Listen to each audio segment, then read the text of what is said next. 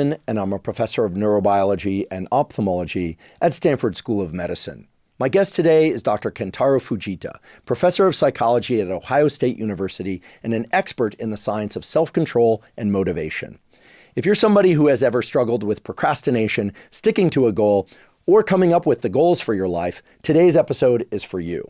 We start off today's discussion talking about the famous 2 marshmallow experiment, the one where they placed kids in a room with a marshmallow and told them that if they delayed gratification for that marshmallow, meaning they didn't eat it, they would then get 2 marshmallows. Those experiments received a lot of attention in that they were supposed to predict whether people would be successful later in life.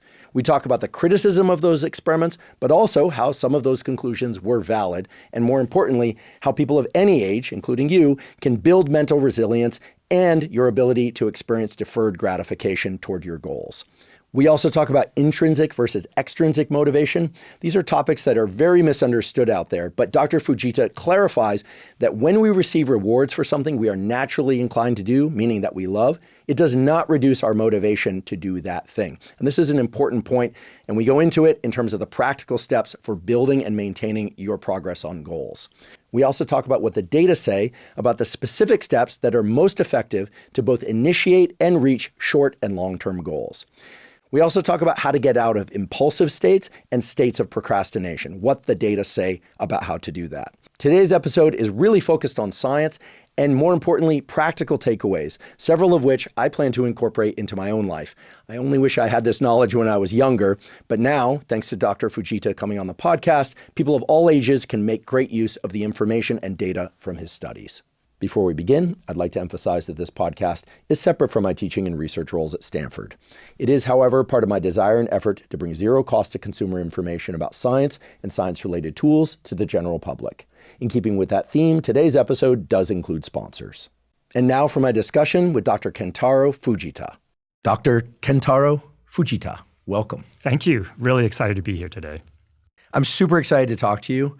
We hear so much about motivation, discipline, willpower, tenacity, but we really haven't had a modern update on the psychology of these in a long while, not just on the podcast, but I think most people have heard of the so-called marshmallow experiment, which hopefully you could explain to us.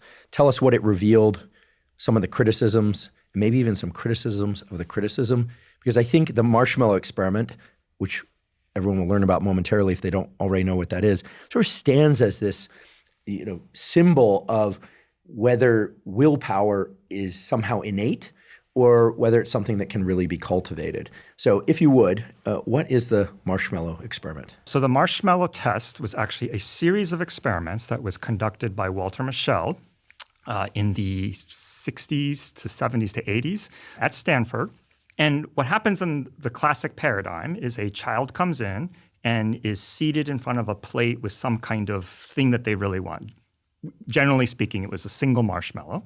And the children were told that the experimenter was going to leave for a while, but if they could avoid eating the one, or basically hold out and not eat the one, and it was still there when the experimenter came back, they could get 2 marshmallows.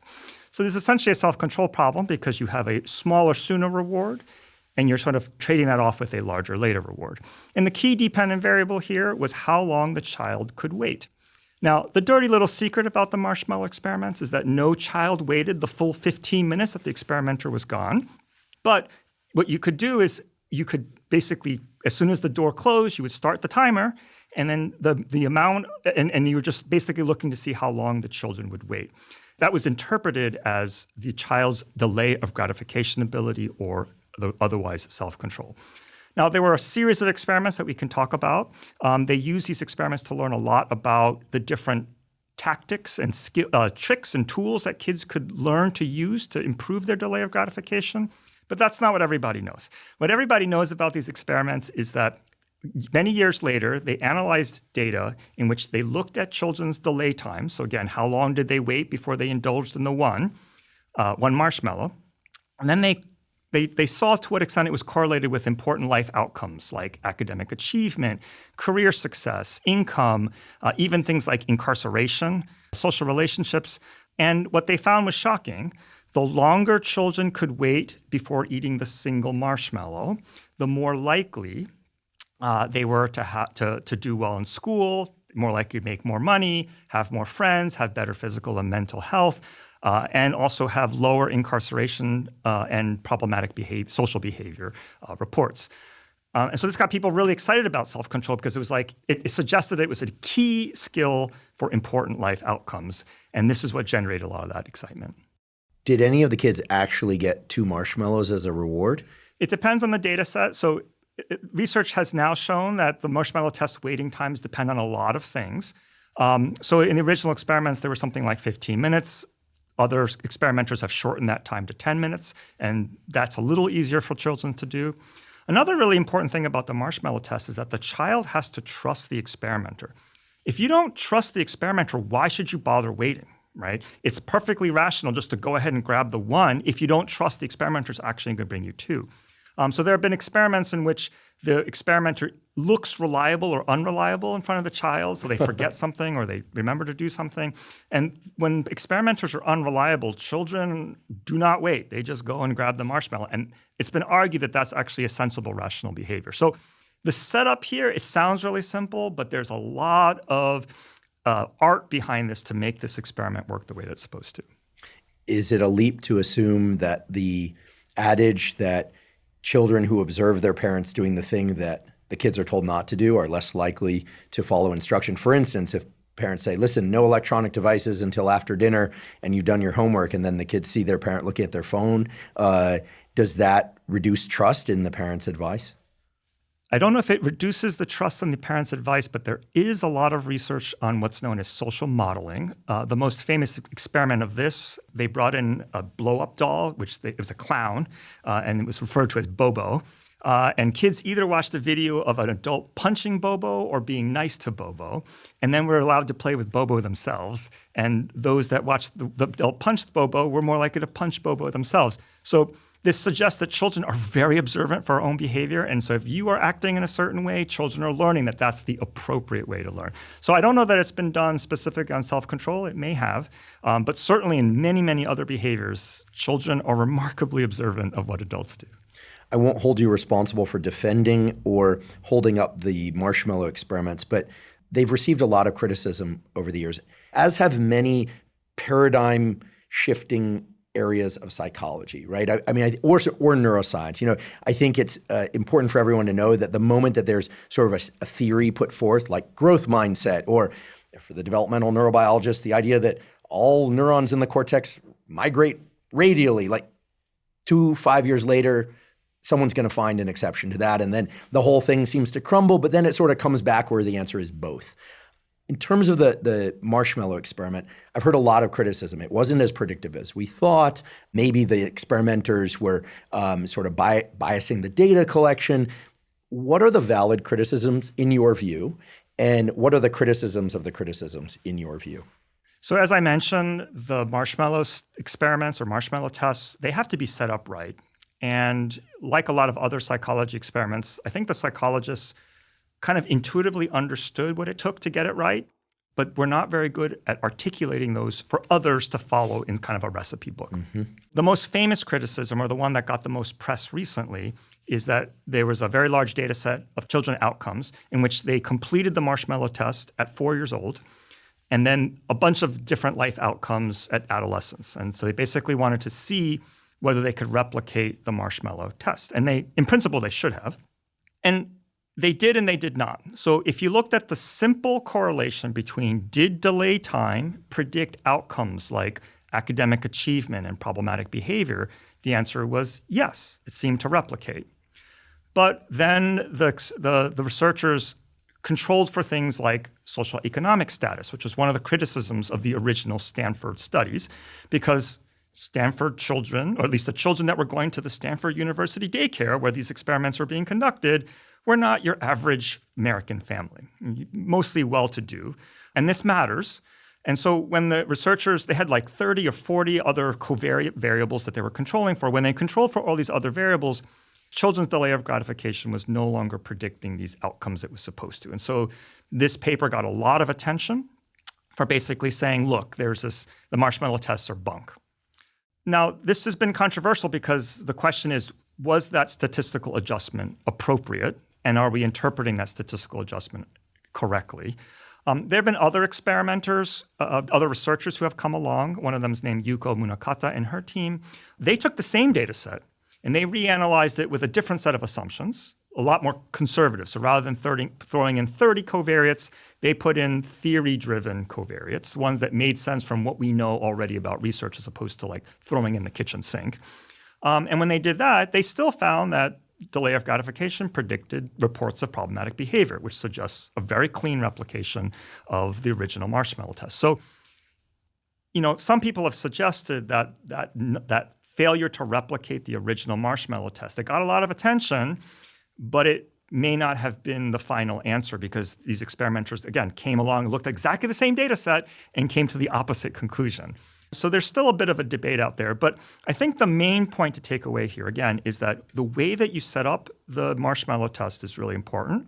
You have to have trust. And the argument about socioeconomic status is that kids who grow up in high SES environments, they're very stable, they're very predictable. So when you wait, you are more likely to get the larger later reward. But if you come from a lower SES family where rewards come and go and just because you save now doesn't mean it's going to pay off later, they're not going to wait. And so it's not as indicative for them. So all of these things have to be carefully controlled for. And they were part of the original experiments. Again, not really well articulated to the extent that you can create a situation where people do trust that they will get the larger later reward. There does seem to be some predictability of this test. Now, let me just say, as a self-control researcher myself, I think people are missing the boat. What is most interesting about the marshmallow tests is not whether or not they can predict outcomes later. And that's very nice to convince people that self-control is important. If I'm applying for federal grant money, for example, that's probably the first sentence that I write, that self-control predicts life outcomes. There have been many, many other ways of testing this hypothesis, so I don't think we need to rely on the marshmallow test to make that point anymore. The most important thing about the marshmallow test that gets completely overlooked goes back to something you said earlier, Andrew. Is it an innate talent or is it something that we learn? The most important experiments, Walter Mischel and his team were teaching children the strategies of self-control. And when children learned them, their delay ability got better. That is a really, really important lesson because it suggests that self-control isn't something innate. Instead, it's something that we learn over time. Let me just give you an example. So one of the things that he taught children was, is it better to stare at the one marshmallow or close your eyes? Cover it up or close your eyes? 3-year-old children believe that it's better to stare at it because they think that's how I'm going to motivate myself. Like if I can see what I want, I'm going to be able to wait. Right? I can see the one, I can imagine the second, I can wait longer. 5-year-olds learn that that's not going to work and they learn to cover it up or close their eyes. Interestingly, basically you can create a written test where you can ask, or a verbal test where you can ask children, what do you think you should do in order to wait longer? And research shows that children who, well, let me be more careful. Research shows that there are age-related differences. So at 3-year-old, they don't know anything, but at 5-year-old, they've learned. And then later on at 13 years old, those children who correctly understand the quote-unquote rules of self-control have less problematic behavior. So Walter Mischel and his team went to a summer camp for children with behavioral problems, and those that understood the rules, the tricks that work and the tricks that don't work were less likely to have behavioral problems at that camp than those who did not. So knowledge matters. Self-control can be learned. It can be taught. You can learn by trial and error. And I think that's really important because it suggests that rather than being something that we're born with, we can get better, we can grow, we can improve over time. And I think this is a really important lesson that often gets overlooked with these studies. I'd like to take a quick break to acknowledge one of our sponsors, David. David makes protein bars unlike any other. Their newest bar, the Bronze Bar, has 20 grams of protein, only 150 calories, and 0 grams of sugar. I have to say, these are the best tasting protein bars I've ever had, and I've tried a lot of protein bars over the years. These new David bars have a marshmallow base, and they're covered in chocolate coating, and they're absolutely incredible. I, of course, eat regular whole foods. I eat meat, chicken, fish, eggs, fruits, vegetables, etc. But I also make it a point to eat 1 or 2 David bars per day as a snack, which makes it easy to hit my protein goal of 1 gram of protein per pound of body weight. And that allows me to take in the protein I need without consuming excess calories. I love all the David Bronze Bar flavors, including cookie dough, caramel chocolate, double chocolate, peanut butter chocolate. They all actually taste like candy bars. Again, they're amazing. But again, they have no sugar and they have 20 grams of protein with just 150 calories. If you'd like to try David, you can go to davidprotein.com/Huberman. Right now, David is offering a deal where if you buy 4 cartons, you get the 5th carton for free. You can also find David on Amazon or in stores such as Target, Walmart, and Kroger. Again, to get the 5th carton for free, go to davidprotein.com/Huberman. Today's episode is also brought to us by Lingo. One of the most important factors in your short and long-term health is your body's ability to manage glucose over time. Glucose directly impacts our brain function, mood, and energy. You want your glucose relatively stable across the day without big peaks or valleys. This is why I use the continuous glucose monitoring app from Lingo by Abbott. Lingo provides minute-by-minute glucose data directly within the app, showing you how your glucose responds to food, exercise, and stress. This information can help you make smarter choices to support your health both now and in the long term. The CDC estimates that more than 1 in 3 American adults has prediabetes, and that many of these people don't know they are living with prediabetes. Visibility about how your diet and activity affect your glucose can be the first step toward informed conversations with your doctor and making smarter daily choices. If you'd like to try Lingo, Lingo is offering Huberman Lab listeners in the US and UK 10% off a 4-week plan. Just visit hellolingo.com/Huberman for more information. Terms and conditions apply. Again, that's hellolingo.com/Huberman. I'm smiling as you describe the strategies these children take because I've seen some of the videos, and we'll provide a link to those in the show note captions. They're adorable, and in many ways they reflect the behavior of adults, but in a much purer form. I recall one where I think it was a young boy where he's like leaning into the marshmallow and he's kind of doing like a yum yum yum yum, like acting as if, but he's not letting himself do it. And then he looks away, and it seems to be that he's aware he wants to move. He's letting himself move, but then he's pulling back. And as somebody who's currently training a puppy, I can tell you that the weight with placing food or a treat in front of the puppy and getting that, what neuroscientists call top-down inhibition, the suppression of impulse, getting that trained up is so interesting because we're talking about a dog now, but my new, bulldog mastiff puppy, he will intentionally look away from the food as a way to, he's so tempted to eat it. So I'll say, look at me. That actually makes it easier for him. So it makes it seem like he's more disciplined. But I think all mammals, probably all creatures that have this top-down inhibition, come up with these strategies. And I have to assume that they're pretty unique, not just by age, but to the individual. Agreed. And I remember one kid spinning around in his chair. Agreed. And it does seem to be that the impulse to do something is obviously involves movement. And it seems, and I'm curious if there's any research looking at, if people have an opportunity to actually move their body as opposed to sit rigidly and prevent movement, whether or not they're more effective in suppressing impulsive behavior. I mean, in cultures, many cultures, you have things like worry beads to sort of dispel anxiety. Some people, when they get stressed, will go for a walk or a run, and it does seem to work. It's almost like there's a revving of the engine that drives movement. We could talk neural circuits, but it doesn't really matter what those are. And when we're trying to suppress any kind of behavior, being able to channel that movement elsewhere seems useful. Or what, as I was taught as a camp counselor for young kids, be a channel, not a dam, because trying to get a bunch of young kids to sit still is pretty tough. What you're saying is really interesting. So let me caveat everything I'm about to say by saying that it's all speculation.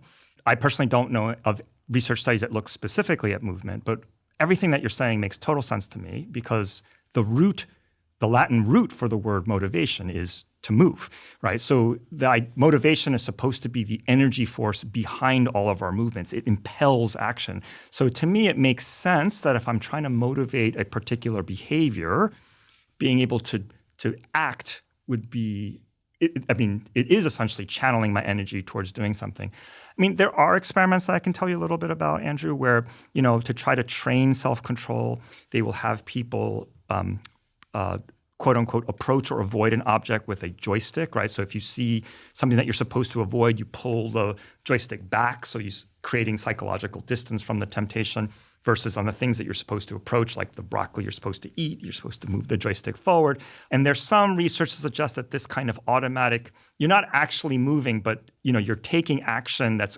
often associated with movement, that can actually help improve people's self-control over time, help develop evaluations such that, okay, for dieters, for example, the chocolate cake is bad, but the broccoli is good. Having these movements towards the good stuff and away from the bad stuff does seem to improve self-control afterwards. Again, the question is, it's not quite what you're talking about in terms of actual movement. I think there's also some research. Again, I'm not exactly sure, but there's some research suggests that like if you fidget, you might learn better than when you don't fidget. There's also some research where if you are taking notes with pen and paper as opposed to a computer, you can learn better. And again, I'm not saying these just because I think they're so important, but rather I just think they're nice illustrations of exactly what you're suggesting, which is there's some really interesting connection between movement and motivation, which I think that's a truism, but I think these are really interesting examples of that.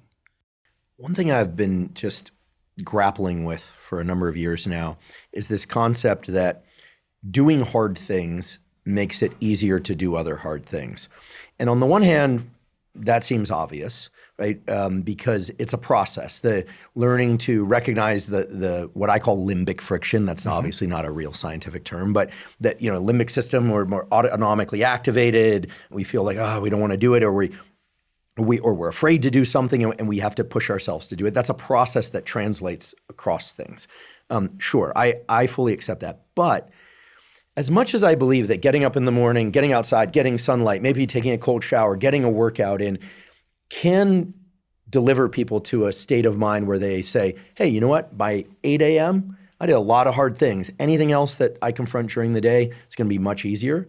While I acknowledge that can be true, I also acknowledge from my own experience that doing a bunch of hard things seems to exhaust some sort of mental and or physical resource that actually makes it harder to both avoid certain things and to push through hard things later. And so obviously this depends on how hard you exercise. Are you eating enough? Are you sleeping enough? But assuming all things being equal, I'm just curious, is there a self-control resource center? It could be distributed across neural circuits. It could be psychological too, of course. But does something like that exist? And is there any evidence for that in your work or the work of others? There's two thoughts that immediately come to mind with what you just said. The idea that you can learn, like by doing lots of hard things, you learn that you can do hard things and do other hard things. I think that's really interesting from a motivation perspective, because you could argue that what's going on here is that there's some kind of self-efficacy component, that when I've done hard things, my self-esteem goes up and my estimation and confidence to be able to do harder things increases. And we do know that as self-efficacy goes up, your ability to do things, your motivation goes up and your ability to perform also goes up. So we definitely know that self-efficacy is a really important thing. The other thing that you mentioned is the possibility of exhaustion. And I find this really interesting because it's a highly controversial topic in social psychology. There was a big boom of experiments in the 2000s that suggested just what you're saying, that self-control is kind of like a muscle. And if I use it for one type of task, I exhaust it for all others. And I have to wait in order for it to recharge before I can use it again, much like any other muscle. Mm-hmm. Also, like any other muscle, if I keep using it over time, it should get stronger. And there was some evidence for both of those. Unfortunately, those experiments have, much like the Walter Mischel study, have come under attack for whether or not they can replicate. And the conclusions are a bit mixed. There's some analyses, they're called multi-lab experiments, where a whole bunch of labs get together and they try to see if they can replicate something. And that way you get rid of experimenter bias. There's some multi-lab replications that have tried to replicate this effect. So what you do in the lab is you do one hard task that requires self-control, and then you do a second one. And the prediction would be if you've done a hard thing first, then you should be worse at the second one. So one multi-lab experiment did not show that it worked, and another one showed it did. The one that showed it didn't work was led by people who conducted this research in the first place. So it was seen as very damning. Like if they can't get this experiment to work, then it doesn't exist. And so I think the consensus in the field is that it doesn't actually happen, or at least we can't get it to work in the lab. Could you, just for clarity's sake, when you say it doesn't happen, what specifically are you referring to? Let's say we have you do a task where you have to write something down with your left hand. Okay, so this requires a lot of effort. It requires a lot of self-control. Left-handers out there are like, all right, yes, no, I'm opposite hand. Right, I'm just teasing. You're writing your non-dominant hand. Yep. Then we ask you to do some other really difficult tasks, like some task that requires inhibition. So the one example is the Stroop task, right? So you see words in different color fonts. You're supposed to identify the font color, but if you see the word blue in red ink, although the right response is that it's red because it's written in red ink, you automatically read the word blue, so you want to say blue. This requires inhibition. It requires you to stop your behavior. And research suggests that if you did the non-dominant hand writing first and then you did the Stroop task, that your Stroop task should become worse. In other words, you should have a harder time stopping yourself from just reading the word. Again, so if you've done the left-handed writing, then you make more mistakes and you are slower in your responses at the Stroop task. That's what's known as the depletion effect, right? Because I got tired, and so therefore my self-control is worse until it recharges. So one of these multi-lab experiments, they try something like this using different tasks, but I've given you a sort of an example of what kinds of experiments they run, and they could not replicate the depletion effect. Another multi-lab experiment, though smaller in scale and not by the original authors, they were able to get the depletion effect. So there's a little bit of just mixed evidence, and it's not clear whether depletion really is a thing.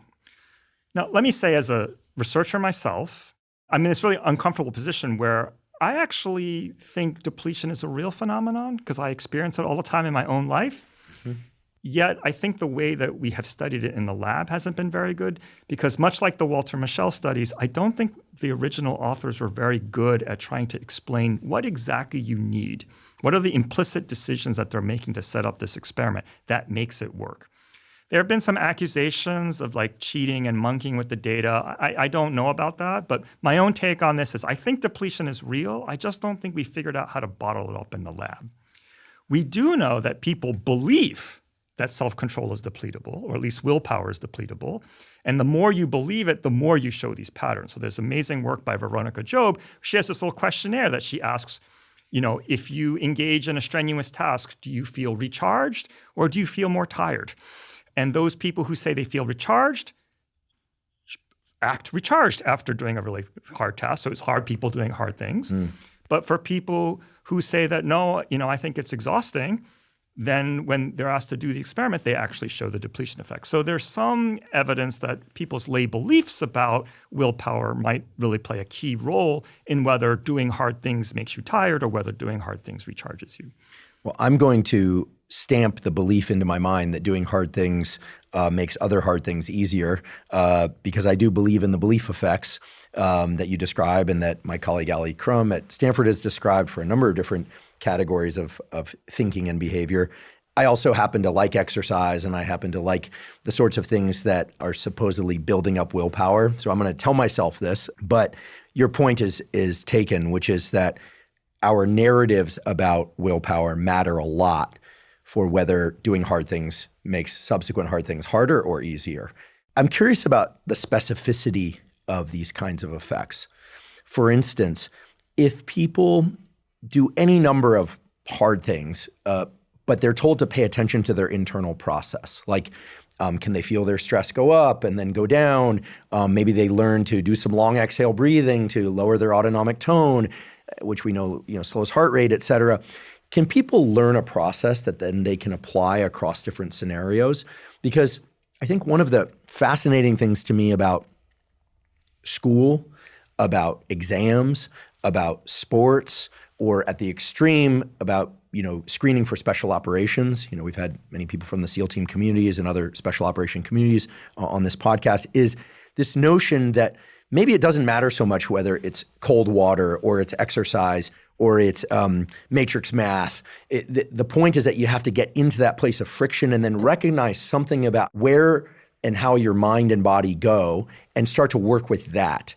And I think that because that's getting to a deeper layer of willpower and tenacity that no one thing can really, we can say, is like the best tool. Like for instance, you're a well-trained musician, having been a failed musician. I suppose I'm still a failed musician. I too am a failed musician. I can tell you that not hearing the notes come out of the instrument that one would want to hear and that you're told should come out of the instrument is incredibly frustrating. I think it's every bit, if not more frustrating than the inability to do something physical. So it's not really about what we're doing, is it? It's really about being able to tolerate that friction, that frustration.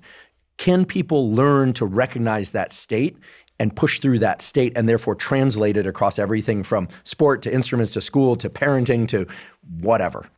I think what you're saying is really interesting, and I have a whole bunch of thoughts, which I'm going to try to get out in a systematic and organized way. So first, again, I'm not an expert in this area, but we do know that people have differential distress tolerance, how much unpleasantness they're willing to put themselves through, and there are individual differences. As far as I know, it probably can be trained, and usually through exposure. But again, I'm not an expert in this area. What I can speak to with respect specifically to willpower is that willpower training paradigms have shown very limited success. So, for example, imagine you're doing the Stroop task and you're doing hundreds and hundreds and hundreds, if not thousands of these trials. Another training exercise is you literally go home and you practice doing everything with your non-dominant hand as opposed to using your dominant hand. So these willpower exercises, you do them for a week and you come back. Some experiments have suggested that they do, in fact, improve self-control. Others say that they don't. And on average, reviews of this literature have suggested that the effect is much smaller than you might hope, despite all the work that you put in. And it's very variable. So some people will see some gains, but they'll be small, but many people will see no gains. That's about willpower specifically. And this is at the point where I have to get a little bit more detailed. I think there's a difference between willpower and self-control. So willpower is one of the ways that we improve and enhance our self-control abilities, but it's not the only one. And so the other ones, I've already described some of them to you that Walter Mischel discovered with the delay of gratification paradigm. Right? So he wasn't studying willpower. He wasn't testing whether children could just gut it out and use their own brains to inhibit their behavior. Instead, he was looking at things like covering your eyes or covering the bowl or turning your head or imagining the marshmallows to be puffy white clouds or imagining that there's a picture frame around it. So it's not real. It's just a picture. All of these different behavioral and psychological strategies that children were using, these enhance self-control without leveraging willpower. At this point, you could ask, what is willpower? And it's not actually clear in psychology what that actually means, but most people understand willpower to be the effortful inhibition or suppression of impulsive tendencies. So there's a yummy piece of cake in front of me, and I'm really tempted to eat it. Willpower or inhibition is the active fighting of that temptation, telling myself, don't think about it, don't give in, don't do something about it. And I think this is sort of the paradigmatic sort of version of self-control in which you use your mental muscles to push down those ideas. Those trainings are the ones I was telling are not very effective. But training some of the other strategies that we might have, like closing your eyes or imagining a cockroach crawl across the cake or asking yourself, what your children would say if they saw you eating the chocolate cake after saying that you wouldn't. All these other strategies, behavioral and psychological strategies or tools, as we might refer to them, those can be taught and those can, in fact, improve your self-control. So whether or not self-control is something that you can learn to get better at, I think the answer there is yes. Whether willpower is something that you can get better at, there I am not so sure. I have this kind of running theory in my mind, which is anchored in neuroscience. We know that areas of the brain are involved in kind of more sophisticated processes where we can imagine ourselves now, think about our past, think about our goals in the future. Kind of a high-level strategy formation definitely involves the forebrain, but it's a distributed phenomenon. I think everyone agrees on that. And then we have brain areas that we know from stimulation during neurosurgery, brain lesions, et cetera, that they're kind of like switches. It's like they make you want to eat. They make you want to mate. They make you want to vomit. Any number of things. These are hypothalamic. They're sort of deep limbic and hypothalamic circuitry. And I have this kind of like very crude idea that when it comes to suppression of behavior or it comes to aspirational behaviors, like motivating to do something hard over time, that when we find ourselves at a friction point, like we don't want to do something we should, or we're having a hard time resisting something that we shouldn't, that we have to go a layer deeper into the limbic system and hypothalamus. Like we just have to come up with contingencies that are much grosser than the like you said, like a cockroach on a marshmallow. It's like sugar's good. We have an innate circuit for being drawn towards sugary things, fatty things. Yum. It's like hardwired. So we go towards the vomit reflex a little bit, right? We don't want to get up and go to class because we're exhausted, and fatigue is real. Fatigue is real.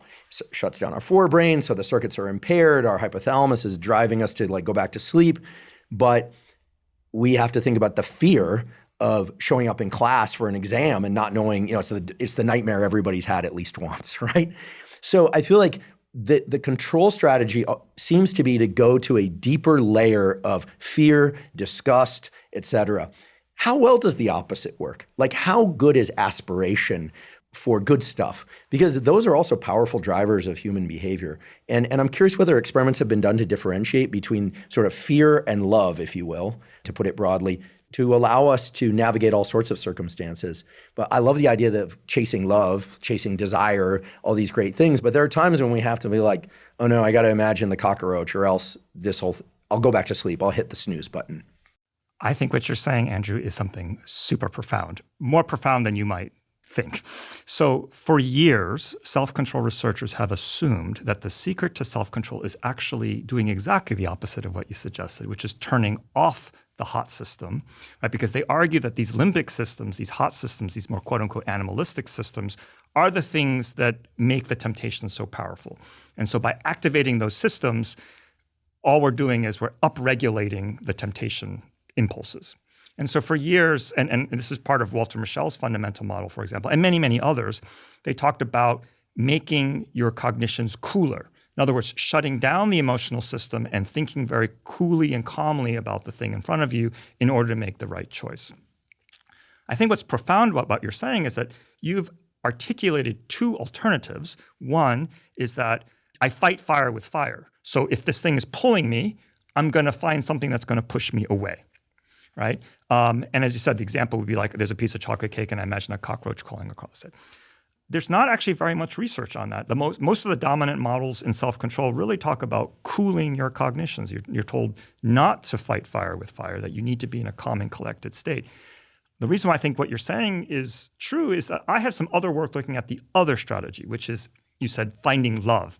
So in my own research, we have shown that if we can get people to think about their whys, the purposes behind their decisions, the broader purposes behind what they're doing, they're much more likely to be able to overcome the temptation. So if there's a piece of chocolate cake in front of me and I'm trying not to eat it, if I only think about cake-related things, that could be really difficult. But if instead I ask myself, and even if you said, oh, I'm not supposed to eat that because I'm on a diet, that doesn't have much magic to it. It's like it's kind of sterile, so it doesn't move me in any way.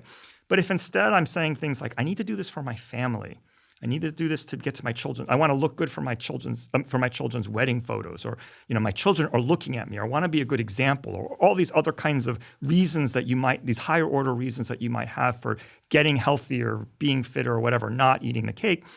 We show that increases the odds that people will avoid the cake. And we think it's because it's giving people meaning. It's infusing the moment, as you say, fighting fire with fire, not with fear, but with love. Like these are higher order things that I care about, and these are what's going to motivate me to hold out. What you're highlighting is, with your original example, something a little bit different than that, which is fighting fire by taking the positive and turning it into a negative. And my PhD student, Paul Stillman, and a colleague of his, Caitlin Woolley, they did some experiments in which they had people think about, it's usually when you think about self-control, you think about the short-term or long-term gains.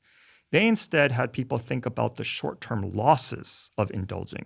So what are some of the things, think about the sugar crash that you would experience if you ate the chocolate cake, right? So, and they showed that kind of served much like you were talking about the vomit response. It pushes people away far enough. They're in the short-term mindset. They're thinking about short-term things. The short-term is pulling them in, so they fight that with a short-term repellent. And they found that that's also very effective for self-control. So your ideas are almost antithetical to what most people would say the status quo in self-control research. But for that reason, I'm super excited because my own work is starting to challenge that idea, as is Paul Stillman and Caitlin Woolley's, that we might be able to use the limbic system. We might be able to use our hot reactions. We don't have to assume that they're going to be bad, or they're going to predispose us to indulgence, and make us susceptible to indulgence. But instead, they might be what inspires us and gives us the motivation to do the right thing. And I think that is really exciting. Fascinating. And I'm so glad you're doing that work. We had David Goggins on this podcast. David, author of Can't Hurt Me, and famed for doing hard things all day long.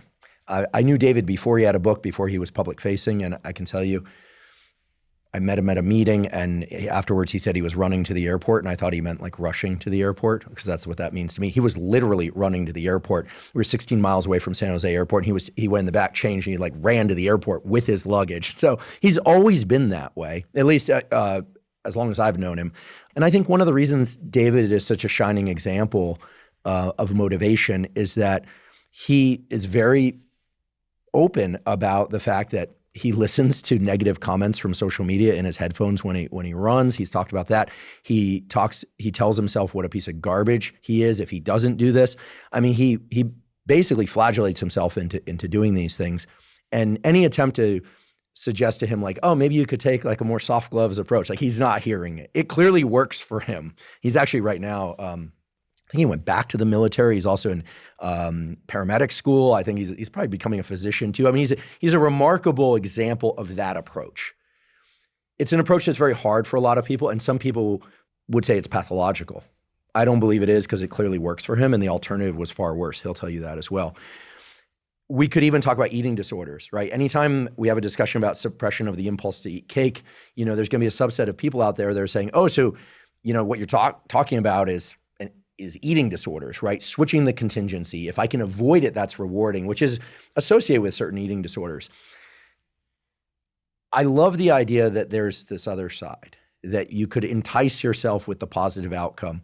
What I'm hearing you say is that if it's a short-term battle, like right now, think about the downside or the upside right now. If it's a long-term battle, you want to think in terms of long-term outcomes, both bad and good. Is that right? Should we have all of those in our toolkit? I completely agree with you. And I love the fact that you used the word toolkit. My colleague, Ethan Cross, and I, we wrote a paper in which we talked about the self-control toolkit. Basically, we argued we have lots of different ways to enhance self-control. We speculate that certain tools might work better for certain people at certain times. We don't currently have a very good framework for predicting what would be the right strategy for this kind of person in this kind of situation. And so if your listeners are saying, wow, that totally would not work for me, that's okay by me too. I don't think there's going to be one tool that's going to work for everybody. The self-control toolbox approach explicitly embraces the idea that different things are going to work for different people. So if you're the kind of person who's very reactant, someone who says, no, I can do it, then you might want to think about all the bad things people say about you, because you're going to react to it and say, no, I'm going to do it. But if you're the kind of person who tends to listen to what people say and you incorporate their perspectives and they're saying bad things about you, well, then that's probably going to have a demotivating effect, right? So again, the strategy that works so well for one individual may not work for another. It may also be that certain self-control strategies work for certain contexts and not for others. So for example, for me, getting started with the workout is the hardest part. I have a litany of reasons why I don't want to do this today. And so for me, the hardest part is just getting on the bike or starting to lift weights. Sometimes it's just putting on the workout clothes. The strategies I use for that, I usually tell myself what would my heroes do in this situation? So the quote unquote, what would Jesus do? I think is a very effective strategy in those kinds of situations. You imagine someone that you really admire, or you imagine someone who looks up to you, and you want to be that person that you admire, or you want to be that person that people see in you. That for me helps me get going at the beginning of exercise. But when it comes toward the end, when I'm like just pumping out that last rep, or I'm just the last minute of a really hard climb, these things don't work so well for me. Like for me, at that point, I just want to grit my teeth and get it done. And so willpower might be a better strategy. So I think we have to explore the entirety of the self-control toolbox. We have to, and through trial and error, find what works best for us. This is another reason why I would like to stress to your listeners that self-control is a skill that you tailor for yourself. And it's a lifelong journey, right? I'm not going to be able to get up here and say, do X, Y, Z, and all of a sudden people are going to be amazing. Instead, they have to try and they have to fail. And it's in the failure where you actually learn the most, because you say, oh, that's not for me, or at least that wasn't for me at this time. The reason why I find this approach really exciting and also hopeful is that I think a lot of people, when they fail at self-control, they just say, oh, I'm a terrible person. I'm never going to get this. I just have bad self-control, bad willpower. But instead, the learning approach, the toolbox approach just says, okay, that tool didn't work this time. And failure represents an opportunity for self-growth and exploration and discovery, which makes it a lot more positively toned as opposed to, wow, I really screwed up. I'm a terrible person. My goal's forever gone. And I think that's a really important implication of understanding self-control not as an innate skill, but something that you grow and cultivate over time with things that you learn. As many of you know, I've been taking AG1 for nearly 15 years now. I discovered it way back in 2012, long before I had a podcast, and I've been taking it every day since. AG1 is, to my knowledge, the highest quality and most comprehensive of the foundational nutritional supplements on the market. It combines vitamins, minerals, prebiotics, probiotics, and adaptogens into a single scoop that's easy to drink and tastes great. It's designed to support things like gut health, immune health, and overall energy. And it does so by helping to fill any gaps that you might have in your daily nutrition. And of course, we should all eat high-quality whole foods, but most of us are probably not getting enough prebiotics, vitamins, and minerals, and AG1 ensures that those gaps are filled. I get asked all the time by people, if they were to take just one supplement, what would my recommendation for that supplement be? And my answer is always AG1, because it's just been so critical for supporting all aspects of my physical health, mental health, and performance by covering those nutritional, what we call foundational bases. And I know from my own experience and from everyone I've heard that I recommended it to, that they simply feel much better in a number of different ways when they take it regularly. If you'd like to try AG1, you can go to drinkag1.com/Huberman to get a special offer. For a limited time, AG1 is giving away a week's supply of AGZ, which is their sleep supplement, and a free bottle of vitamin D3K2 with your subscription. AGZ is something that I helped design. It tastes great, and it's the only sleep supplement I take. It has a collection of different things in it that has dramatically improved my sleep, both my slow wave deep sleep and my rapid eye movement sleep, and I absolutely love it. Again, that's drinkag1.com/Huberman to get a week's supply of AGZ and a bottle of D3K2 with your subscription. Is motivation something that needs warming up? I've long chuckled at the fact that we understand that you need to warm up before exercise.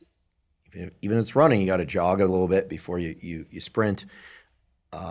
Certainly we need warm-up sets before we do our work sets. Everyone understands this. But for some reason, I think people assume that focus and doing hard things mentally or creatively should be like a step function where you're like, show up to the work, you're like, focus. I like to think I've tried to spread the gospel of look, it's going to take a little bit of warming up. Your mind's going to flip to other things. I mean, and you can drop into a groove. I mean, I think that the really interesting research on both the hypothalamus, but also these higher brain states, if you will, the models say that there's sort of like an attractor model where, you know, you sort of like your brain state is sort of like a ball bearing on a flat surface that's kind of moving around, and the ball bearing's moving, and then over time it becomes more and more concave, and eventually focus, you drop into a groove, but that takes time. It takes reps. It takes the mind picking up your phone again for the third time and then going, you know, I just got to get this thing out of the room. That focus isn't just like a switch. Motivation isn't just like a switch. And I don't think people really, they either haven't heard it or they don't believe it, but everyone, at least to my knowledge, has experienced it. We're not robots. We're not robots. And so are there tools that people can use to either embed that knowledge or to, you know, move into focused states more quickly or more effectively, as well as move out of motivated states? Has anything been studied about transitions between tasks as something useful? Because we have dynamic lives, right? It's not just about the workout or just about the class or just about, you know, parenting or just about whatever it is. We have to move from one thing to the next, and these are very different brain circuits. I think what you're saying is really fascinating. I love this idea of attractor states. In my own work, we don't have that kind of model, and we don't use the language of warming up. But we do know that there is a dynamic interplay between how you think about something and the motivation that you're experiencing, right? So if a workout is, another hour of pain, like we're not going to get super excited about it. But if instead you change your mindset about it, and again, this is the power of work that Ali Akram and folks who do growth mindsets think about. If you change sort of the cognitive orientation you have towards it, a different set of motivations can get activated. So if I say it's not an hour of pain, but instead of me becoming the better me, that set of cognitions, that set of thoughts activates a different set of motives that comes to bear and can then be applied to the task at hand. Now, that's not quite warming up, but in some senses it is a warm-up. It's sort of finding the right set of thoughts that are working through your mind to maximize the motivation that you're experiencing at a given time. Another interesting thing to think about is that there's sometimes, it's not just about the amount of motivation, but it's also the type of motivation. For example, many sports have an offense-oriented component and a defense-oriented component. And they probably require very different mindsets, and they probably also require different motivational orientations. One of the most important orientations that we know for motivation science is an orientation towards nurturance and advancement, moving forward, gains, versus an orientation towards safety and security, preventing losses.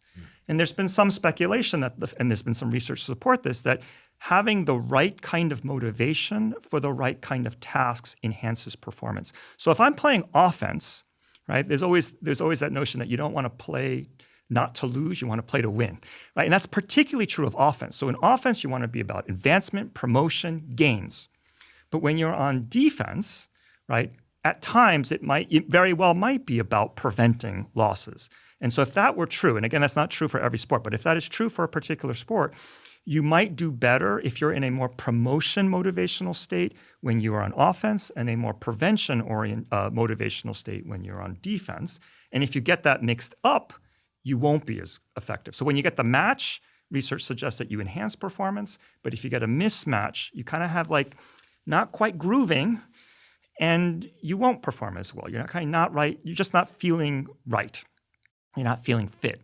There is research on regulatory fit, and it suggests that if you can get task motivation fit, if you can get yourself in the right motivation for the task at hand, you'll have enhanced performance. Now, the reason why I bring this up is because research that I've conducted with my colleague Abigail Scholler and David Mealy, we've shown that people have some insight into this. They know there are certain tasks that it's better to be promotion on this task and it's better to be prevention on this task. And they also kind of know the thought processes that they have to engage in order to get there. So are you going to be thinking about gains or are you thinking about losses? Are you going to be more in a sort of security or advancement or security mindset? They can tell us that if I think this way, if I think about security or I think about advancement, I will do better on this task, which suggests that people have some insight into not just the amount of motivation, but the right type of motivation to do well. And so part of what you're talking about warming up might be that people are sort of trying to cobble together the right set of thoughts to get the right motivational type, not just the right amount, but the right type in order to do the task at hand. There may also be an additional complexity with the amount, because we know not enough motivation is not good, but we also know too much motivation is bad. And so Yerkes-Dodson rule, like the U-shaped functions, you kind of want to be in the middle for ideally. You want to be amped up to be able to do the task at hand, but if you have too much, right, you might choke because it means so much to you that you just overthink things, right? So there might also be regulation not just to maximize motivation, but the right type and at the right level for the task at hand. So you can imagine your colleague David Goggins going absolutely crazy at a daycare soccer, like some children's soccer game. That would be bad, right? So you need to scale back motivation, find that sweet spot. So I think there is a lot of this regulation that people kind of do intuitively. Some people probably do it better than others. And I love this idea. I've never thought about it as sort of warming up, because it might take a couple of moments to actually get all the ducks lined up in a row so that the system is operating functionally, both cognitively, motivationally, biologically, at all levels to maximize performance. And I love this idea. You also mentioned this idea of switching. And there is an extensive literature in cognitive psychology. It's called task switching, moving from one set of tasks to the other and rapidly switching back and forth. There's something known as the switch cost. There's a sort of delay and a decrease in performance at the very point of switching, because there's kind of a cognitive inertia. You're still operating under the old set, and it takes some time to figure out how to switch into the new one. Sort of zooming out a little bit, I think that's also related to research on disengaging, right? So, I've been pursuing this goal for so long, and I get it. Now it's done. It doesn't really make sense to keep going because you've already accomplished it. It's time to move on to something else. There is some research suggests that disengagement process is very difficult. And we actually don't understand it nearly as well as we understand persistence. So because of research on self-control and grit, we know a lot more about persistence than we know about disengagement. And it's an area of research that is really important for us to get into. We do know that disengagement is related to lots of positive outcomes when the person is unable to pursue a goal anymore. So, for example, if you're a woman and you always wanted to have children, but you're now past the biological age where you can have children, it's probably healthy to disengage from the desire to have children. Similarly, if we age out of a sport or we experience some kind of catastrophic injury where we just can't do it anymore, or some window of opportunity has closed, right? Research suggests that for people who are more adept at disengagement, they experience better mental well-being outcomes, and they're able to re-engage in a new set of goals much faster. But beyond that, we have to really understand more about the psychology of disengagement and how we know when to persist and when to disengage. It's a really important question, but we don't know very much about it, partly because we tend to, in our culture, emphasize persistence and grit more than disengagement. Seems like what we're trying to do when we want to get motivated or when we're engaging self-control is we're trying to bring together state of mind and body and concept. So there's the thought piece, like I'm a person who works out even if he doesn't want to, provided I'm not sick or injured, right? Because I think it's important to have those caveats. I don't believe in the no days off thing. I take a day off every week. I cycle my training, et cetera, et cetera.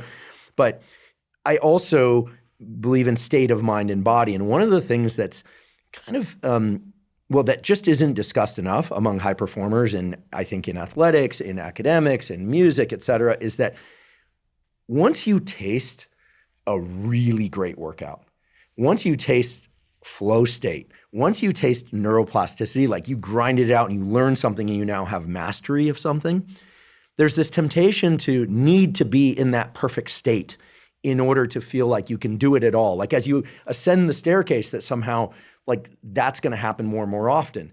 And many people will assemble their entire lives trying to recreate those states. And I think one of the beautiful things, again, about people like David Goggins, we've also had Coleman Ruiz, another SEAL Team Tier 1 operator, DJ Shipley, Jocko Willink. I think what's beautiful about that community is the way that they describe doing hard things, but actually they were weaned in BUD/S and in their other training from a place of suck. Like as Jocko, who's a good friend of mine, says, we start where it sucks. When your weapons are wet and you're cold and it's sandy, that's the starting line so that you completely recalibrate this notion of optimal performance. And I think that's something that we don't really have an analog for in the rest of the world, certainly not in academia. It's like get great sleep, maybe caffeinate just enough, be on the right place of that U-shaped curve, right? Or inverted U-shaped curve, not too stimulated, not understimulated, and on and on. And I think, well, all of that's great. It's one of the reasons I don't like the notion of optimization, because ultimately optimization is about for that moment. And the idea that we're trying to attain a perfect state before we can do the real work, I think is one of the more popular concepts about motivation. So is it possible that we can rewire our thinking so that we start from a place of suck? Like maybe I should be doing my workouts at 3 a.m. a la Goggins, but I don't do that, right? I like being rested, caffeinated. Do you see what I'm getting at? Yes. Because in terms of building real mental toughness, the ability to push into something when everything is like pushing back on oneself, that seems to require crap conditions. I think what you're saying is really interesting, because I do think we know from research that people are incredibly creative at coming up for justifications to not engage in self-control. So, I'm supposed to work out today. My gym clothes don't match.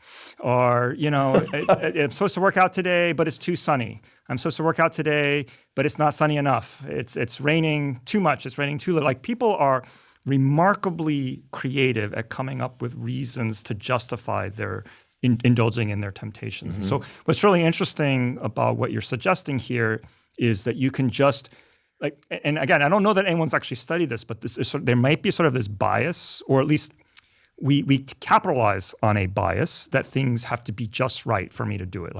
I think of this when I'm writing, but I think a lot of us have this idea that I don't feel like writing today. The conditions just aren't right, so I won't. I'll just put it off till the muses hit me and it's just right?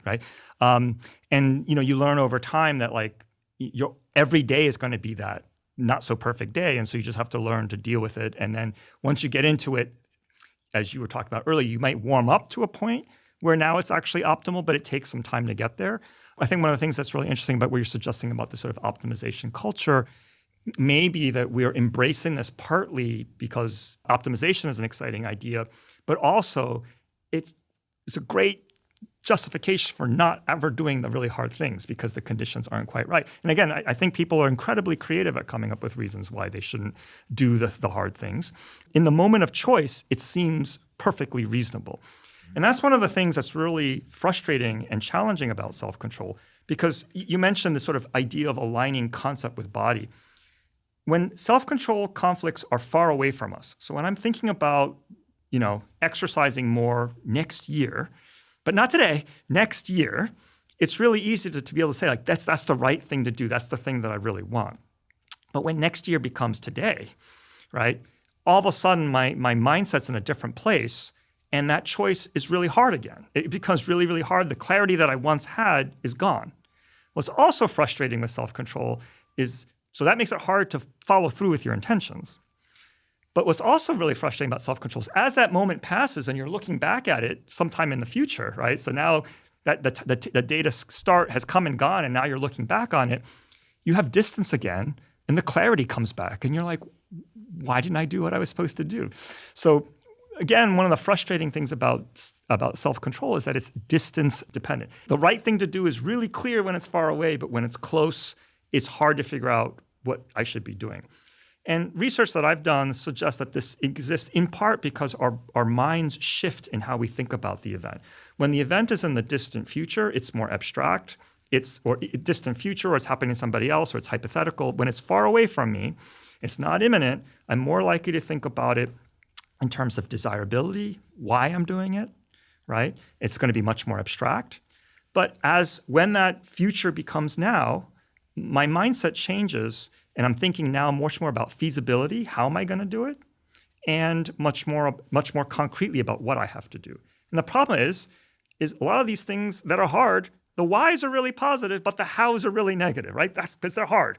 And so just at the point where I have to do the hard thing is when I'm thinking about why it's so hard the most. And then that's why I say I want to do it. And then again, time passes, distance passes, it gets farther away from me, and I'm looking back on it and be like, but that was something I really, really wanted to do, because now I'm thinking about it in terms of why again, instead of how. So in order to try to overcome that, in my lab, we've conducted experiments in which we have people think about, we bring them in and we have them think about their goals and why they're pursuing their goals or how they're going to pursue those goals. We then give them a self-control conflict that's unrelated to those goals. So they're just thinking generally about why or generally about how. So this is, again, the frame of mind that we generally have when things are far away, or the generally have frame of mind when they're close. You use the word warm up. So we've essentially warmed them up. And then we give them a self-control task, and they have much better self-control when they've thought about whys than hows. And again, we argue that this is because we're simulating the mindset of when the thing was distant and when it was close. But that's the problem with hard things. When they're in the distant future, it seems like a really good idea, and we can think about why we want to do it. When we actually have to do it, we don't think about why anymore. We think about how, and the how just sucks. And then again, as time passes on, we look back, we're completely perplexed as to why we didn't do the thing when it's so clear to us that that was the thing that we really wanted to do. I would also add, and feel free to disagree, that the rewards that come after challenges to meet those rewards are the real rewards. I've been going on and on and online for a few years now that, dopamine and other forms of chemical reinforcement that come without effort, while there are examples of those that can be healthy or innocuous, most of them are pretty detrimental. But there's nothing quite like rewards that follow intense, prolonged effort. It's really interesting that you mention this, because I think when we think about self-control, we tend to think about it as a binary. So again, if we're going to use cake as an example. So if I'm trying to lose weight and there's a piece of cake in front of me, usually it's a binary. I have this goal to lose weight. I also have this goal to eat the yummy cake, right? And those two goals are in conflict, and I have to choose one of them. And that makes the decision actually kind of hard, because it's one against one. One of the things I think really interesting about what you're saying about doing hard things is that those are additional motivations that have nothing to do with losing weight, right? Those are additional motivations that fuel the long-term goal. So I was mentioning before, it's really important to think about your whys. I'm using that in plural, because it's not just the one why I want to lose weight, but it's I want to be healthier. I want to be a good example for my kids. I want to show that I can do this. I want to become the better me. Whatever, all these different motivations. There's no reason why resolving a self-control dilemma should be a fair fight. Like, why should you give the temptation a fair one-on-one challenge?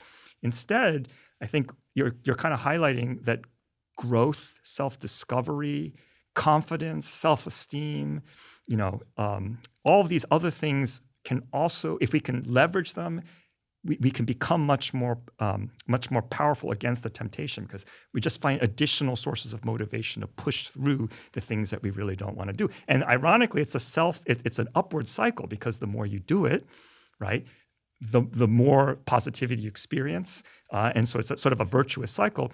Whereas you can also imagine the opposite. If you give up, right, then you say, I'm not capable.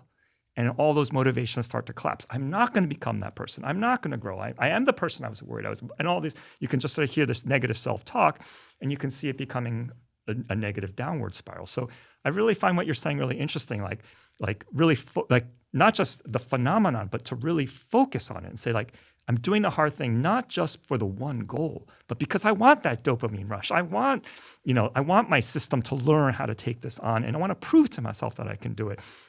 As I said, it shouldn't be a fair fight. We should stack the deck in our favor. Yeah, if the temptation is limbic, come in with more limbic as well as high-level concepts. Spread them out over time is what I'm hearing. Like, what's the benefit now? What's the drawback now of making the wrong decision? And then extend that out to like tomorrow, the next day. Spending a little bit of time on these things can mean a lot. And in the end, what we're saying is a lot of time is really like a minute. Yes. Right? Like, it's not like you have to sit down and do a journaling exercise, although I think from your work, it's clear that that can be beneficial. I do also think that it should get easier over time, because as you said, we have these attractor states in our mind. And, the first time we try to pull these thoughts together, it's herding sheep, right? So you're trying to get all these ideas and these motivations and these thoughts and these biological systems, motivational systems, cognitive systems all lined up. The first time you do that, that might take more work, but the more you do it, right, we know the mind likes to practice and be in the same places. I think at more over time, it should become faster and faster. So this idea of warming up, which I really like that you mentioned before, the warm up might get easier and easier and easier the more I do it. Well, the concept of warming up came to me years ago when we would record neural activity in the brain of either awake animals, or in some cases, I had the benefit of seeing this in humans. I have a friend who's a neurosurgeon. And if you look at an animal or a person doing a task, and you could use functional imaging, so it's more non-invasive, or you could use electrodes, you could use calcium imaging and monitoring the activity of lots and lots of neurons. You don't see that like the person or the animal like does this perception exercise, and all of a sudden like the circuit that's involved like lights up. What you see is there's a lot of noise, what we call a lot of hash, not the kind people smoke, but it's like it sounds like that on the audio monitor. As they repeat the task over and over, the signal becomes very, very clear, and you haven't made any adjustments to the equipment. Sometimes you have, and you start getting great signal to noise, because the circuit it's these attractor states, and the signal to noise goes way, way up. And I was watching this and going, oh, these are like simple behavioral tasks or perceptual tasks of like telling, a person trying to say, oh, the dots are moving up or the dots are moving, on average down. And you just see like the brain goes through this like transition state. And then as people get sleepy, it gets a little noisier and then it comes back again. And I was like, oh, this kind of like explains a lot of my experience trying to study or to do things. Yeah. One piece of knowledge that I'm really excited about that I'll just pass along. There's a guy down at the University of Pittsburgh, Peter Strick, who's an exerciser. He happens to like doing exercise, but he also maps neural circuits. And he discovered that the brain areas that control movement of the large musculature, when those become active, they actually activate the release of adrenaline when we move, and the adrenaline then feeds back on those circuits. So this is a reminder to anyone that doesn't feel like working out. The warm-up serves to increase these chemicals that then bring more signal to noise in the neural circuits that control movement. So it makes sense why like after 5 minutes of warming up, you're more motivated. It's not purely psychological. Anyway, I just kind of throw that out there. I'm curious about the role of competitiveness. When I was a postdoc, I was confronted with being in an area of science where a lot of tools were coming in. It was super competitive, and it was kind of a first come, first serve. There was some creative work involved, but like we all knew what the tools were, and we were all like going hungry hippos for these. And I was in competition with really big labs, and that competition fueled me in a way that I wasn't familiar with. I don't consider myself an innately competitive person about most things. I won't like be the guy who has to win at ping pong, right? Certain things I'm competitive about, but not others. But what I noticed was having an enemy was incredibly motivating. And in the end, they got some and we got some, and we ended up being more or less friends at the end. And it brought out our best. I like to think that it brought out our best. Do people tend to kind of distribute along a normal distribution, or is it a binary distribution in terms of competitiveness? And to what extent are people that are competitive, like we have the example of like Michael Jordan, who apparently was like, he was competitive about everything apparently. To what extent are those people, the people we call motivated? Are they just really, really competitive? Because a lot of endeavors in life are not competitive, but a lot of them are, right? Getting at the setting the curve, being the one student who could, or two students who can get A+ in the class, like you and I, you went to Harvard, I'm at Stanford, and it's a very competitive environment. They're sort of the apex of competitive academic environments. So how does competitiveness play into willpower and tenacity and self-control over time? Are those people just better at it? But what happens when you remove the enemy? You remove the competitor. I think what you're saying is really interesting. And I too have heard a lot of these stories and I've always thought they were very interesting. I personally don't know of any direct work looking at competitiveness and self-control. The closest work that I can think of in my sphere, and there might be other research on competitiveness outside of the work that I typically read, mostly has to do with achievement motivation, right? So achievement motivation is a lot like competitiveness in this. I think competitiveness actually often comes out of achievement motivation. Achievement motivation is sort of like a recognition for doing really, really well on something. And it's usually really, really well relative to other people, right? So like achievement motivation, you really want to be the person all the way at the top. Like that's maximal achievement motivation satisfaction if you're number one. If you're number two, you might actually get to that situation where now you're rivals and that fuels you to go higher and higher. We do know that achievement motivation is a motivation like many other motivations that's probably normally distributed. So that the desire for achievement and achievement recognition will be stronger in some people and weaker in others. The thing to think about, I think, is although achievement motivation may be sort of promoted by our particular culture, when I think of motivation, I think of much more of the myriad or plethora of different emotions the different motivations that we have that might motivate behavior in just as productive a manner. So I'm thinking about, for example, we know that belonging motivation is really important for humans. Humans as a social species, we survived because we were in groups and we had others. A human alone is not very powerful, but a human in large groups is very powerful. So we've evolved this motivation to be connected and socially intertwined with other people. But I'm sure you know folks that are super belonging motivated and people who are not so motivated. And the people who are really motivated to belong to a group will do amazing things in order to belong to the group. If they get rejected from that group, they will bend heaven and earth to get back in that group and just do amazing things. So, and there are many other motivations too. Motivations for power, motivations for control, you name it. There's whole motivations for self-esteem, motivations for competence.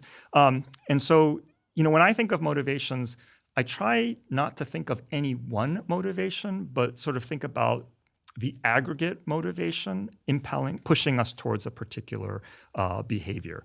So again, I was talking a little bit before about not giving the temptation a fair one-on-one fight, but actually bringing to bear all the motivations that might help you overcome it.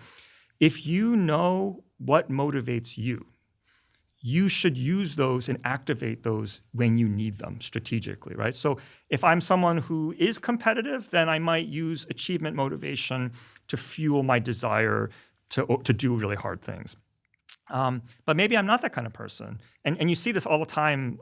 I do Peloton, and you see the Peloton instructor say, like, if you don't want to see the leaderboard, get rid of it. For some other people, it's more about being on the bike with other people. And that's and staying with the group, not being in front of the group, but staying with the group is what fuels them to do things that they didn't think they could do before. Again, just taking the idea of the self-control toolbox really seriously, different strategies are going to work differently for different people. And so I think it's really important to explore, and not just explore different strategies, but to explore yourself, to really say, like, what really does motivate you? And I'm not sure that we always do know what really motivates us. I think a lot of times we kind of discover what our motivations are by saying, ooh, I like this and I don't like this, but it's only through exposure. So to go and explore and figure out what makes you tick, and then to exploit and use those in your strategies. And again, the constellation of tools that works for me may not work for other people. I'd like to take a quick break and acknowledge one of our sponsors, Element. Element is an electrolyte drink that has everything you need and nothing you don't. That means the electrolytes, sodium, magnesium, and potassium, all in the correct ratios, but no sugar. Proper hydration is critical for brain and body function. Even a slight degree of dehydration can diminish your cognitive and physical performance. It's also important that you get adequate electrolytes. The electrolytes, sodium, magnesium, and potassium, are vital for the functioning of all cells in your body, especially your neurons or your nerve cells. Drinking Element makes it very easy to ensure that you're getting adequate hydration and adequate electrolytes. My days tend to start really fast, meaning I have to jump right into work or right into exercise. So to make sure that I'm hydrated and I have sufficient electrolytes, when I first wake up in the morning, I drink 16 to 32 ounces of water with an Element packet dissolved in it. I also drink Element dissolved in water during any kind of physical exercise that I'm doing, especially on hot days when I'm sweating a lot and losing water and electrolytes. Element has a bunch of great tasting flavors. In fact, I love them all. I love the watermelon, the raspberry, the citrus, and I really love the lemonade flavor. So if you'd like to try Element, you can go to drinkelement.com/Huberman to claim a free Element sample pack with any purchase. Again, that's drinkelement.com/Huberman to claim a free sample pack. One thing I've been playing with a little bit recently in my own life is just striving for immense consistency in certain things. Not trying to fail, but not focusing so much on peak performance, but just without fail, every single night, I have a particular practice before I go to sleep, and just no matter what, I show up to it. If I fall asleep, I get out of bed. There are times when I'm like, I'm not like fully focused on this right now. I'm having trouble fully focusing on this, but for me, it's really become an experiment in consistency. I think I'm like 2 years and some change now into it. And so it's tapped into this different part of myself that I'm not so familiar with, which is like not trying to get the best performance out, right? But that's great when it happens, but it's different. And earlier we were talking, before we went on mic, we were talking about abstinence versus moderation. And I'm curious what the data show. And when I hear abstinence, obviously it sounds like people trying to avoid certain behaviors, but I think we could flip it the other way too. Is it always the case that, we have to show up to the thing, or, at our best? Or like yesterday, I was supposed to do a HIIT workout, and I confess, look, happens to me too, folks. I was due for a high intensity interval training workout, and I was like, things were getting really compressed. I thought, what would happen if I just did the 8 rounds of this on the assault bike, but I didn't go all out? And I'm going to just do the first 2, not lazy, but semi-lazy. And I noticed by the 3rd or the 4th, of course, my motivation started to increase. And I was like, oh, this is really cool. It was informative for me because it showed me where the barrier was. It wasn't necessarily about the effort. It was about the concept. So what's the deal with abstinence versus moderation? When can we tap into this as a useful tool? I'm going to have a two-part answer, so it might be a little bit long-winded. I hope remember Take both your time. parts. So the first part is that, generally speaking, psychology has tended to emphasize abstinence or consistency in self-control over the alternative, which is moderation. So we have a lot of self-control theoretical models which stress the importance of patterns over isolated acts. Once you have a pattern of behavior in place, it carries a special hold over you that a non-pattern does not. So let me give you an example. So I have an Apple Watch, and it tells me if I've closed my ring for the day. And there was a point in time where that number was some huge number because I had managed to be consistent for a really long time. And so let's say it was 500. And I had 500, and I wanted that to keep going. And just knowing that I had that unbroken streak of 500, in and of itself became motivating to me, above and beyond the desire to exercise and all the reasons why I wanted to do the workouts, right? So these theoretical analyses have suggested that one of the things that helps us maintain self-control is the knowledge of the pattern. The pattern itself has strength over us in a way that doing something every once in a while sporadically does not. So if you're able to tell yourself, I've done this every week for, this every Sunday for every week for the last X number of years, that has a special motivational power that perhaps even the same number of times you've done the activity, if you've done it more sporadically, it doesn't have that power. Perhaps it could be just because you have the habit. Perhaps the habit locks you into place. And it's possible that, we have like psychological and cognitive things that help us in place. Others have argued that, we like the sense of completeness, the gestalt of having this pattern, whereas again, the sporadic doesn't have that sort of orderly system, right? But one of the things that you might recognize is that patterns tend to lead to really rigid behaviors, right? So when I had the streak going, I was like up at the middle of the night on a treadmill just trying to get my steps in, just because I wanted to keep the pattern, which was really stupid. So they can take a life of their own, which in some cases can be good, but the rigidity of these behaviors could also be bad.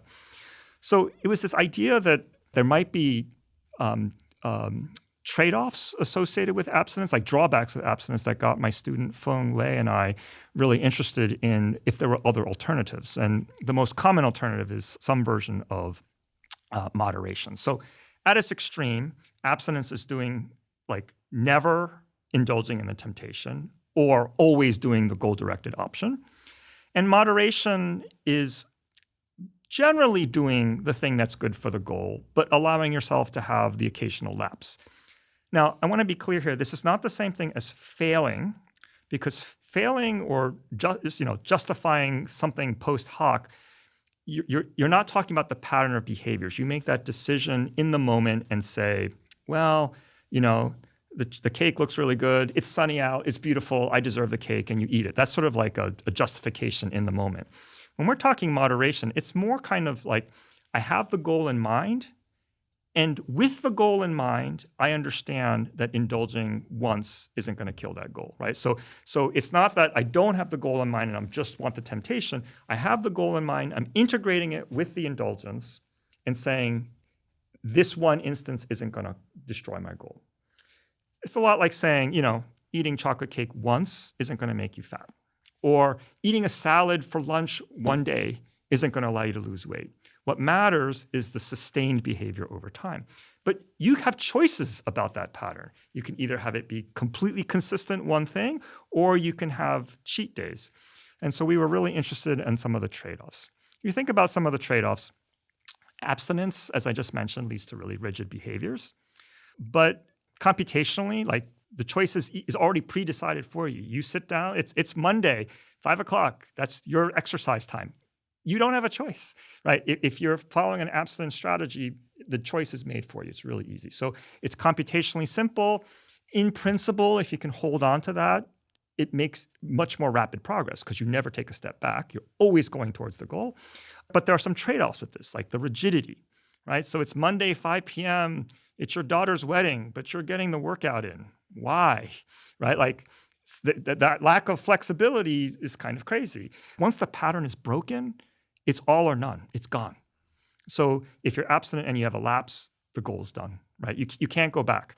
My point here is that there are some trade-offs between abstinence and moderation, and we are really interested in trying to understand why people choose one versus the other, for what kinds of tasks, what kinds of goals, and with the idea that maybe sometimes we're picking the wrong pattern for the goal at hand, right? So, for example, if I'm trying to be faithful to my spouse, right, abstinence is probably better than indulgence, because the thing about being faithful to your spouse is that if you have the one lapse, you are no longer a faithful spouse, right? Sort of by definition, that's a situation in which you have failed and that goal is gone forever.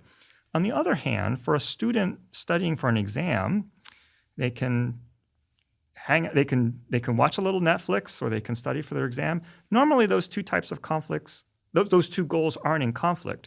But if the night before an exam, now they're in conflict, do they exclusively study or do they give themselves a study break?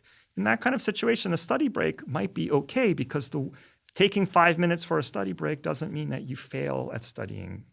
So we're kind of interested in whether people pick certain kinds of strategies for certain kinds of conflicts, and also whether certain personality types might prefer certain kinds of strategies. So if I'm the kind of person who likes to keep things black and white, abstinence might be the way to go. If I'm the kind of person who likes variety, then moderation might be better. Another thing that we're really interested in is why people pick the wrong one. And one of the things that we've been finding, some initial findings that we have from our lab, is that when you present people with targets, other people who have engaged in abstinence versus moderation, at least the participants that we've asked generally say that the person who engaged in abstinence has better self-control than the person who engaged in moderation, which is interesting to us because actually moderation is more difficult. So you could have said that the moderation person has more self-control than the person who's abstinent, because that's in principle the easier decision. But this suggests to us is that there may be a bias, that when people are saying, okay, I want to go on a diet, I want to exercise more, I want to do whatever, they might be defaulting to abstinence when in fact they might be better off doing some version of moderation. Fascinating.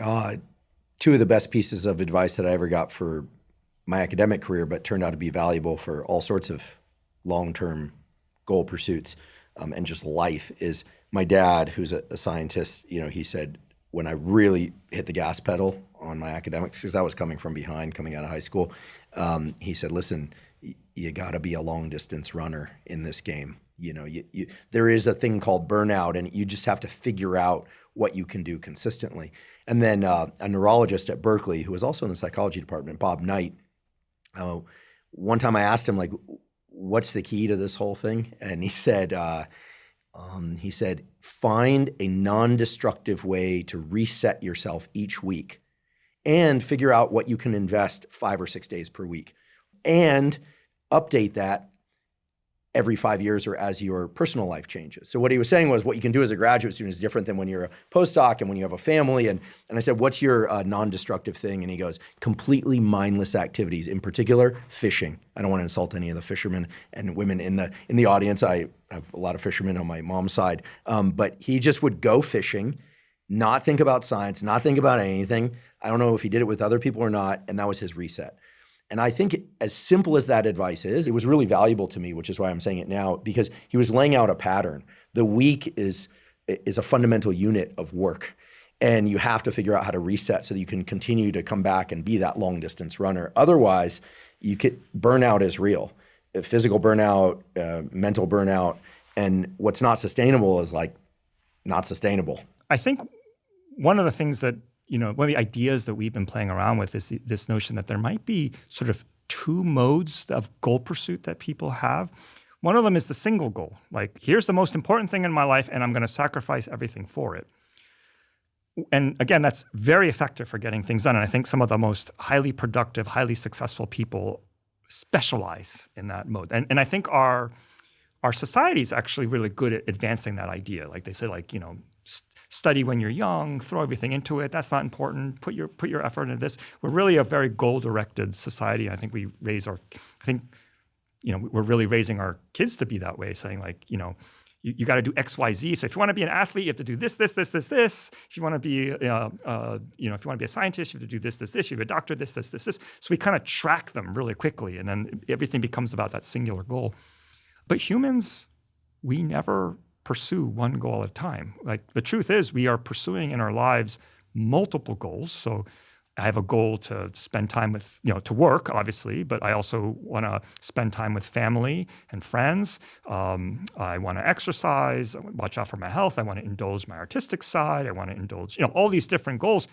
They're kind of what my friend Abby calls invisible goals. They're goals that we're pursuing, but we aren't necessarily aware that we're pursuing them. And as a result, we're not actually maximizing and giving them their fair due diligence for us to be the well-rounded humans that we want to be. So you were mentioning balancing work and non-work. I think this is fundamental, but when we think about what is success, we go back into that single goal mind, right? That single goal mode.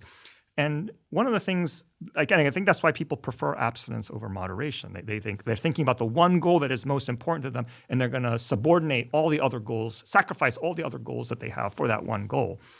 But there might be something really healthy and wholesome about understanding that you're actually pursuing multiple goals and then realizing that you have to divvy your effort among them. And doing so systematically might end up helping all the goals in a way that's better than just pursuing the one and sacrificing all the others. In other words, the gain from pursuing all of them might be more than the gain of pursuing the one. And I think the philosophies of abstinence versus moderation kind of speak to that tension between, do I pursue the one that's really important versus do I spread my effort among the many? Certainly in the United States, we love to revere the examples of extreme performance. Michael Jordan,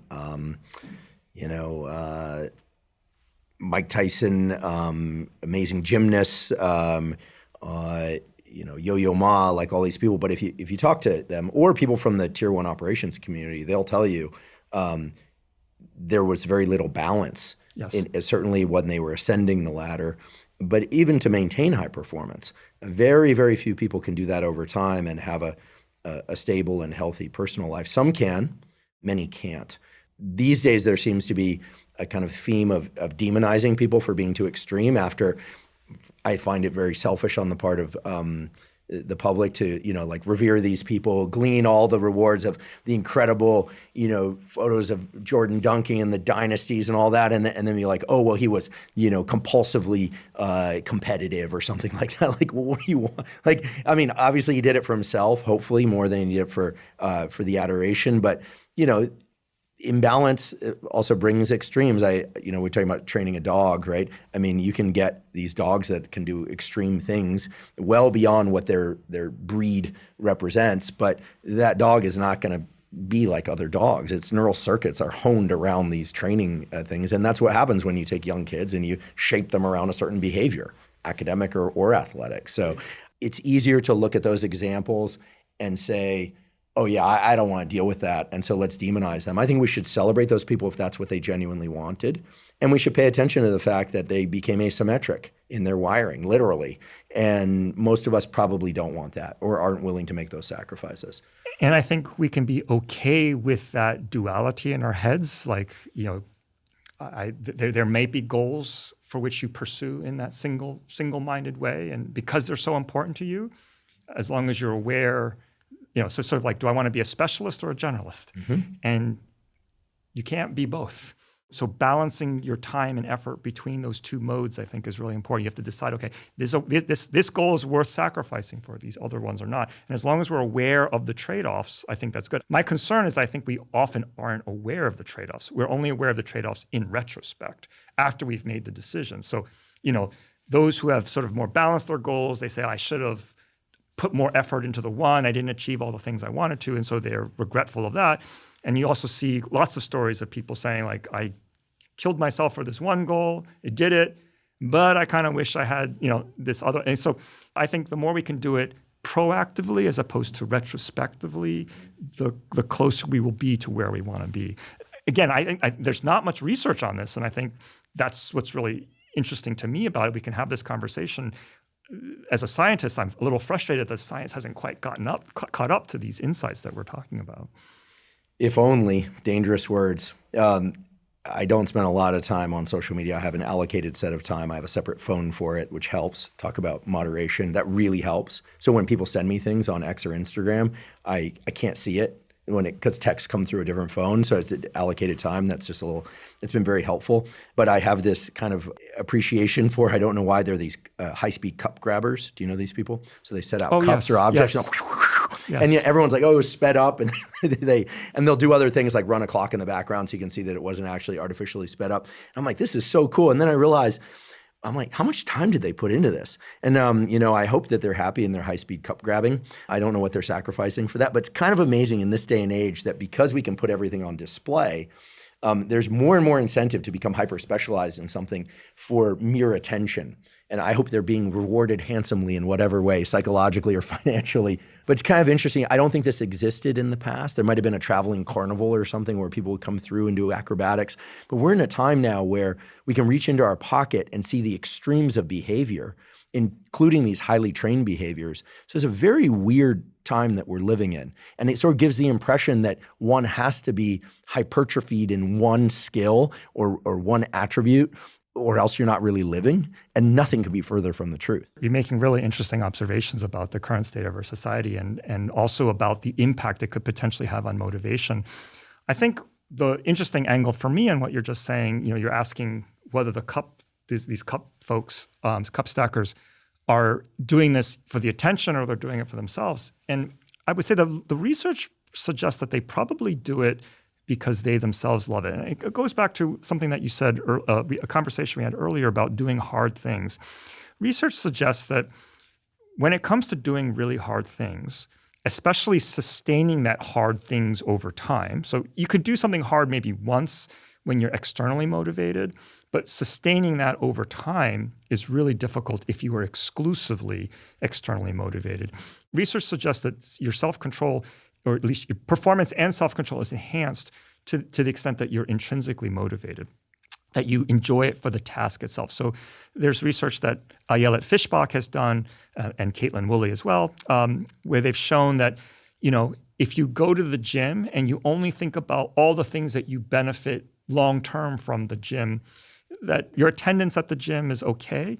But if they include intrinsic positivity or intrinsic rewards, like just listening to your favorite music while you're on the treadmill, increases your likelihood of going regularly, right? So the idea here is that it's easier to sustain motivation over time, especially when things are hard. That's when you need to sustain it the most, when you love what you do.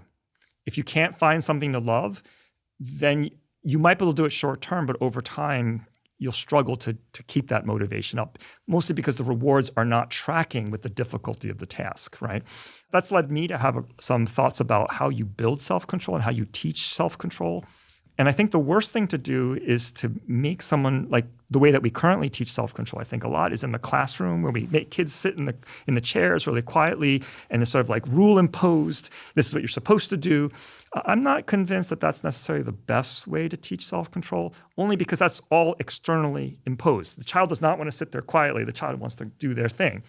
Instead, I think the best way to cultivate self-control for yourself or for others is to do it in a domain that you have intrinsic interest, because there's something where you will do the hard thing for a long time, but you'll also be more willing to explore and find better ways of doing something because you love it so much, right? So I used to practice martial arts, and I loved it.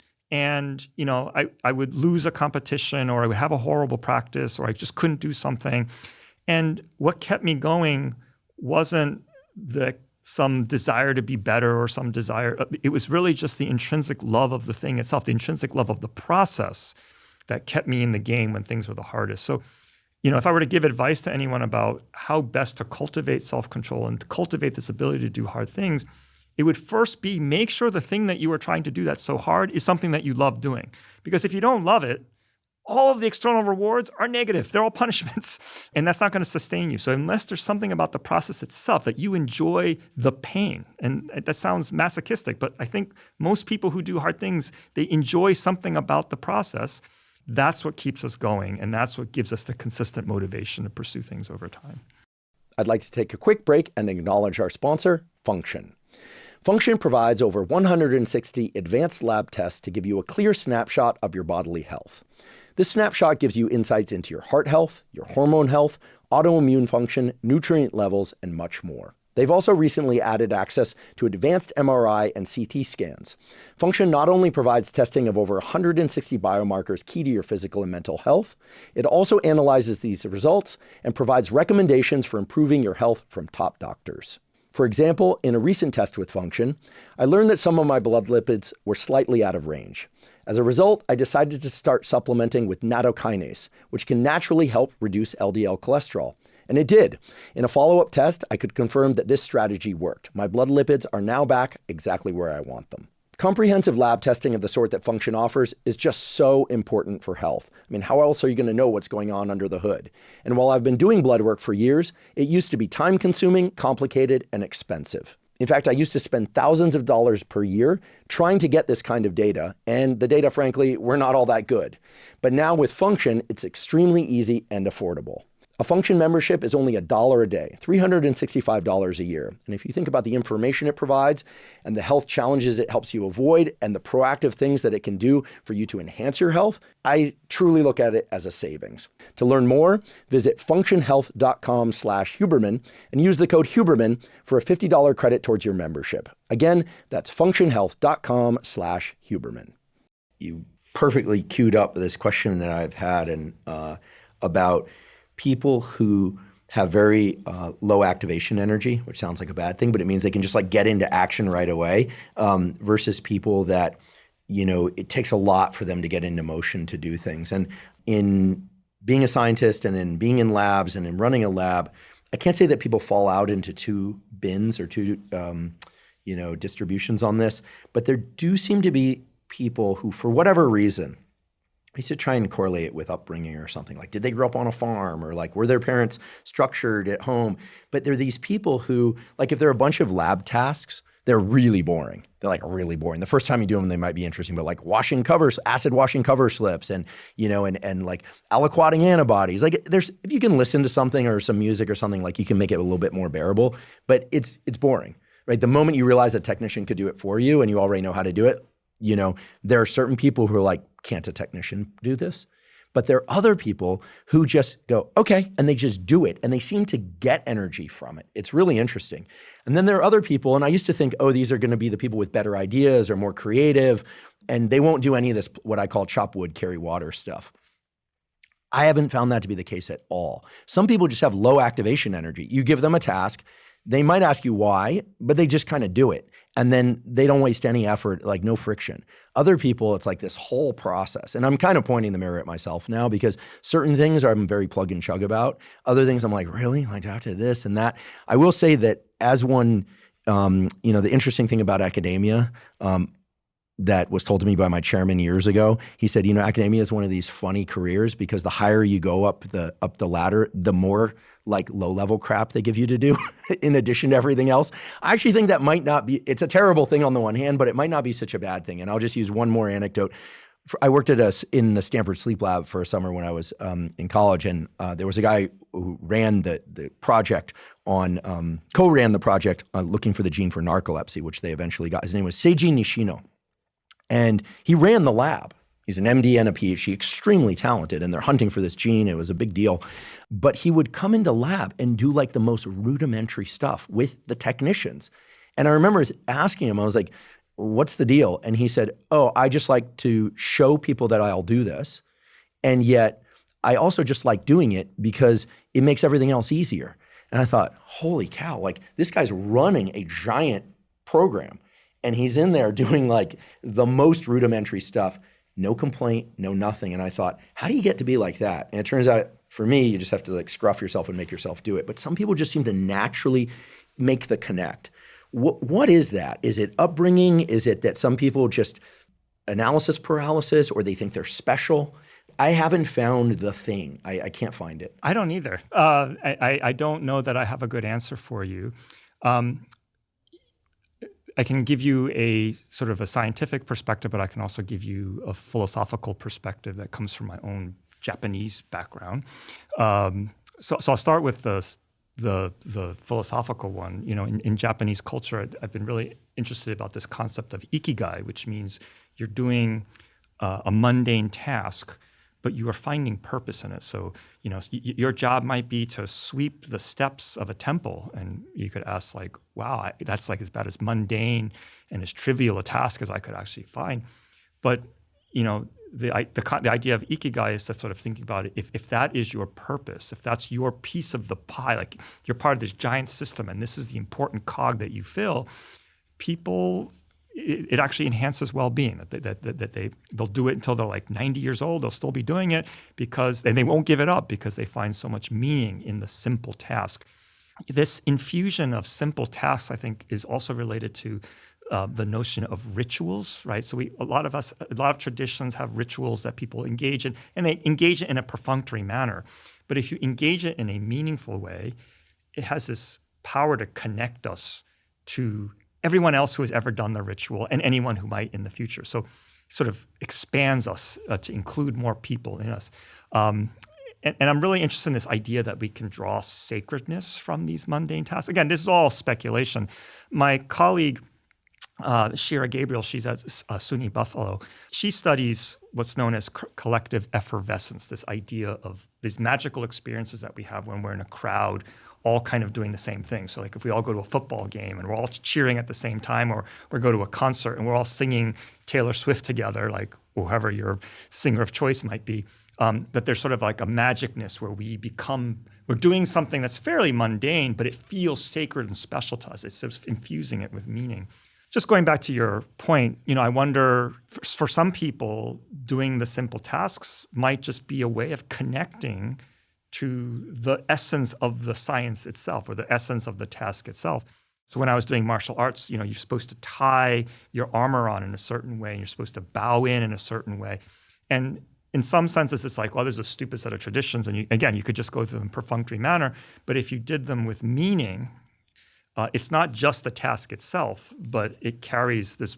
It's the connection that we have to people that came before us and the people that came after us. Again, as I mentioned, social belonging is one of the most powerful human motivations. If we can create these bonds through these simplistic rituals, those, again, these are all speculations that I'm drawing, but it could potentially be really, really powerful. And this idea that there might be sacredness in the mundane is an idea that I think really interesting to me. So perhaps, this PI that you're talking about felt more connected to the lab by doing these mundane tasks that I personally would not want to do. But perhaps it was a way of sort of saying, like, I'm still part of the science when I'm pushing paperwork at the higher levels of administration. Again, it's all purely speculation, but I think there is some basis in science. Yeah, I remember thinking back then, like, what a badass. The guy he and his coworker, Emmanuel Mignon, eventually found the gene.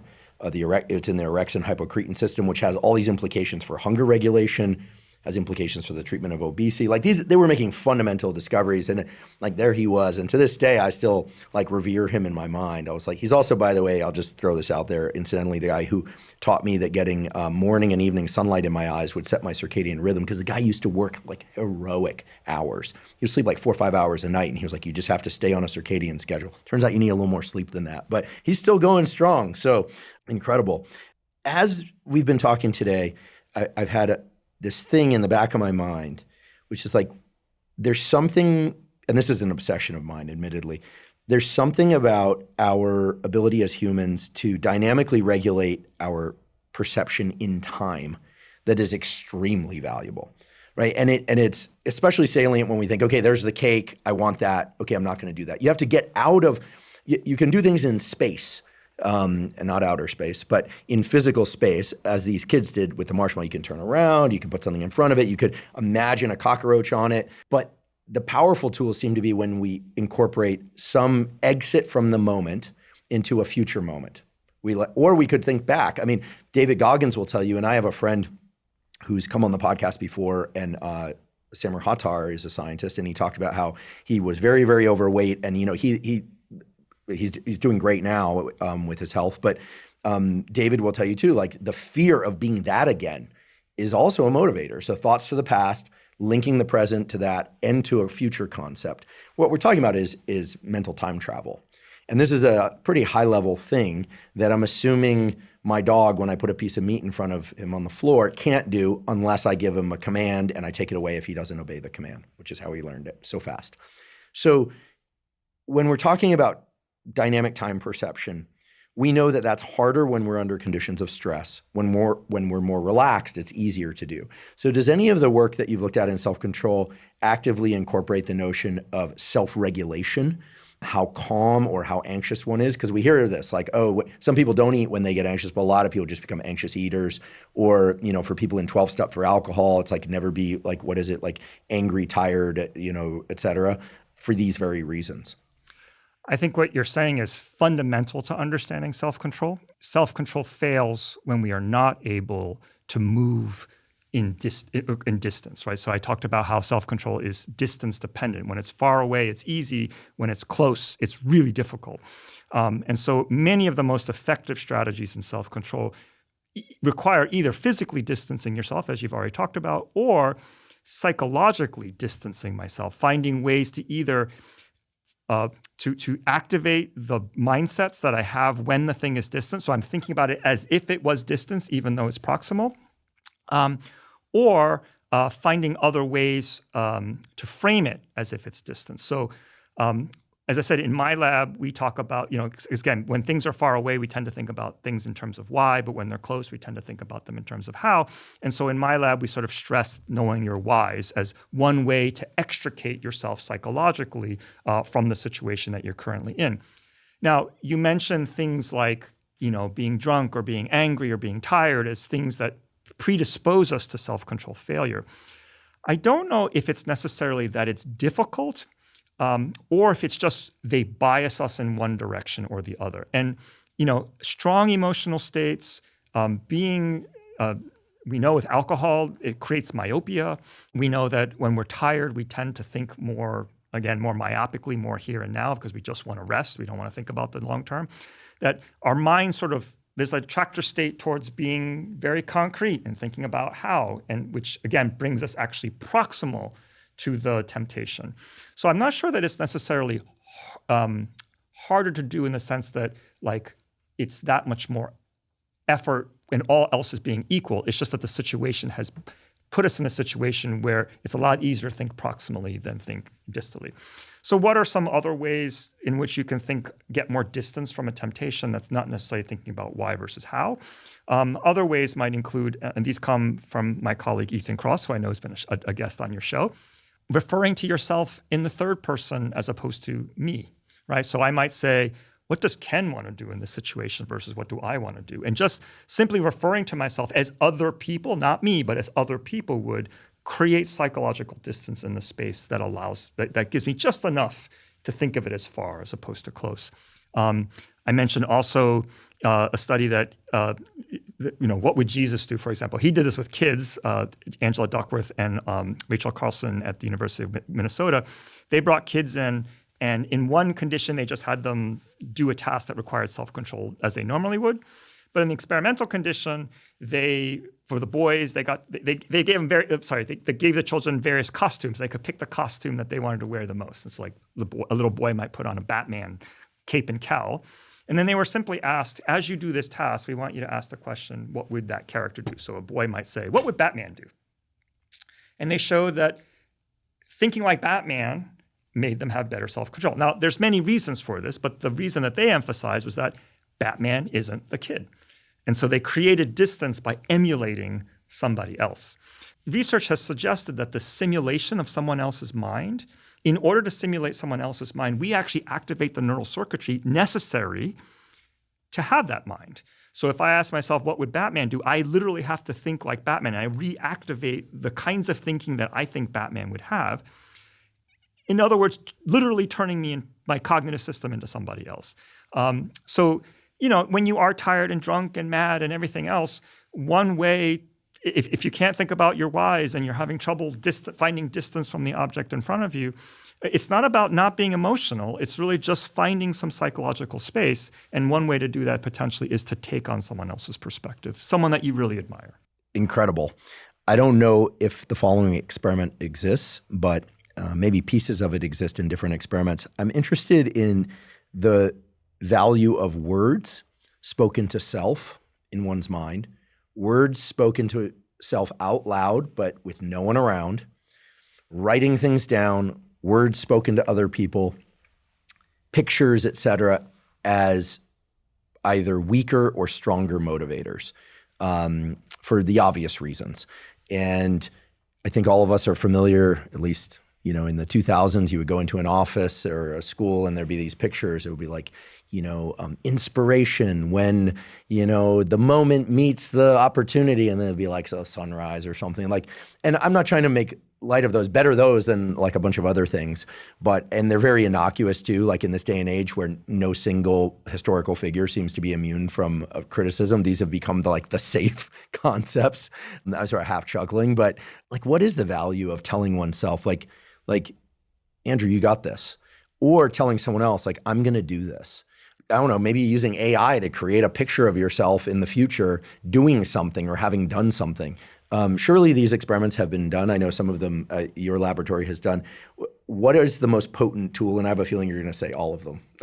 I think they can all have their place. But as I mentioned before, I think different things will have better power over others for certain people. Mm-hmm. So for example, if you tend to be the kind of person who already has a lot of self-talk going on, and the self-talk means something to you, like they're meaningful voices to you that you listen to, then self-talk presumably would be very effective for you, right? So if you're the kind of person where if it's positive self-talk, you literally feel better. If it's negative self-talk, you feel worse. Then perhaps strategically trying to change that self-talk could potentially have a really powerful effect on you. Some people talk about visualization. So I mentioned one thing I forgot to mention with respect to distancing strategy. One distancing strategy is to take a third-person perspective versus a first-person perspective on the thing that you're looking at. This doesn't work for me at all because I'm not a particularly visual thinker. I think in words. So for me, words are more effective than pictures. But if you're a much more pictorial person, and we know that this is a distribution, that some people are more pictorial and some people are more verbal, then perhaps visualizing yourself engaging in the behavior would be more effective. Let me add one more thing. There is research that suggests that when you communicate something to somebody and then they respond in a way that makes it seem like you are on the same wavelength, that creates an experience known as shared reality. People put a special premium in truth value to those interchanges than when you don't have that. So let me just give you an example. On a lot of college campuses today, you will see banners that say, "You belong," and they're trying to promote inclusion and make everyone feel at home on the college campus. And my own intuition about this is I'm not so sure how effective those are. I think they're a lot like the motivational posters that you're talking about that used to be in the offices. However, if someone says, "Hey, you know what? I think you really belong. I think I'm really happy that you're here." It seems it's a very similar message. Maybe it might even use the same words. If it's conveyed in a way that makes you feel like they understand you and that you guys are on the same wavelength, that actually has a very powerful effect. And there's some ongoing research in my lab that actually, even though it's the same words, there's something about that exchange of we see the world in the same way that convinces me that what you're saying is true. And so therefore it has a much bigger impact on me. So I bring this all back to the self-control by saying, well, so you talked about, is self-talk more effective than other talking? I suspect other talking would be much more effective if you were able to create this kind of reality, right? Where if you had this conversation and you said, "I'm going to do this," and that other person says, "I know you're going to do this," right? I bet that has a lot more power than you saying to somebody else, "I'm going to do this," and they're like, good luck, right? So there are, because humans are social species, there is a special power when we can create a sense of oneness with others that makes our thoughts become real. So if by saying it, if by writing it, my thoughts are becoming real and have more power over, those are much more likely to have an effect. Again, this is all pure speculation, but I think it fits what we know about psychology. Yeah, it's incredible. I'm remembering a recent conversation where, we was kind of playing with the idea with someone, like it's the old, riddle, if a tree falls in the woods, and no one's there to witness it, did it make a sound? It's sort of like if we have a thought or an experience and no one was there to hear it or witness it, did it really happen? And we know it happened, right? We can be alone and we can have a thought, but there does seem to be a sort of loop that closes and gets enhanced. And I'm not trying to be mystical here. When something that we say or do is witnessed and registered. This can go in multiple directions. I'm reminded of a just very brief story. I have a good friend. His name is Ken Rideout. He's one of these incredible parents and is a husband to his wife. And he comes from a really hard Scrabble background. And he's this incredible endurance runner. And in his 50s, he's like crushing races. And he was doing a race in like the I think it was like it was like the Gobi Desert, I think is what it was. And he's super competitive with himself and everyone else. But he was hurting one day, and I think he ran up next to the guy who was leading the race, took out his earbud and turned to him, and he said, in kind of psychological warfare manner, he said, I don't know what it is about me. I just don't get tired. And he said he registered the fear on the other guy's face, and he just crushed him that day. And he won, of course, in Ken Rideout, typical fashion. He's an amazing guy. He has a book out that's like really, it's super worth reading because of his trajectory, like David Goggins or these other guys. And the fact that he wrote a book is interesting, right? It's not just, there's something about externalizing these thoughts. I am sure somewhere in his mind, he didn't necessarily believe what he was saying. Everybody gets tired, right? Even Ken Rideout gets tired. But there's something about externalizing it, seeing that validated, that makes it more true to ourselves. And that's a kind of a competitive example, but there are also beautiful examples of that, like you said, where someone's like, I believe in you, like you can do this. And it completely changes our notion of what's possible. I certainly experienced that in a non-competitive arena. So something there, I guess that's a note to the person or people hearing somebody's goal or wish to like tune in, because those are potent moments or potentially potent moments. I'm always struck that, the impact that we have on our students, especially our graduate students and stuff, they're not the things I think they're going to be. They always remember these side conversations where, you acknowledge some small thing that was going on in their life. But again, for them, it was that sort of moment of like, I'm bringing to reality some of the thoughts that they were having, and hearing me say them or hearing me verify some of these thoughts had an incredibly uplifting event. As you say, it can also have an incredibly crushing event. So if I'm having insecurities and I'm sort of harping on those, acknowledging that those insecurities might have a truth to them, they could be incredibly damaging. But I'm always amazed by how inspiring it can be. Someone that you really respect, they know you have this goal, and then they say like, I know you have this goal and I think you can do it. Like it brings, that's what I'm talking about, the shared reality, the social validation of this belief makes it more real and thus has more power. We know that writing thoughts down can be a very powerful thing as well for emotion regulation and motivation. I think part of that is just the actual sharing part, is the fact that now that I've written it down, I'm now looking at it as if it was not me, right? So now it's not me, it's words on the page, and that brings another level of power that I didn't have when they're just floating. So I think all of these strategies that you were talking about, self-talk, writing, talking to other people, I think they can all be powerful in the right way for the right person, but they may also exist on a continuum of potential potency, both good and bad. What I'm about to ask sort of gets into the realm of like performance, but I could imagine it being used for any number of things. Music, in particular, the music that we listen to at a particular stage of life, is able to embody a lot without us having to like script out complete sentences. It's sort of a time-space travel of its own, right? There's certain songs, I'm sure for you too, I hear them and I teleport back, Is it possible to build these anchors, like have a song or something that you associate with a time of like working through struggle, that the process is captured in that, and then you can reapply it? Like, do those tools really work? Because there was this phase from about like 1998 to about 2015 when like TED Talks and books were chock-a-block full of this stuff. It's not clear to me that they work or that they don't work, but music's a powerful anchor. So has anything been explored around this? Not that I'm aware of. The best work that I can link to this is work that I know that's done on nostalgia. And nostalgia traditionally is portrayed in most media as something really negative. It's like a negative, bittersweet state. But research in psychology suggests that nostalgia actually has a very functional process. It serves a lot of different motivations. So for example, one of the things that it does is it helps make me feel connected. So a lot of times I might feel like I don't really know myself, I don't know who I am.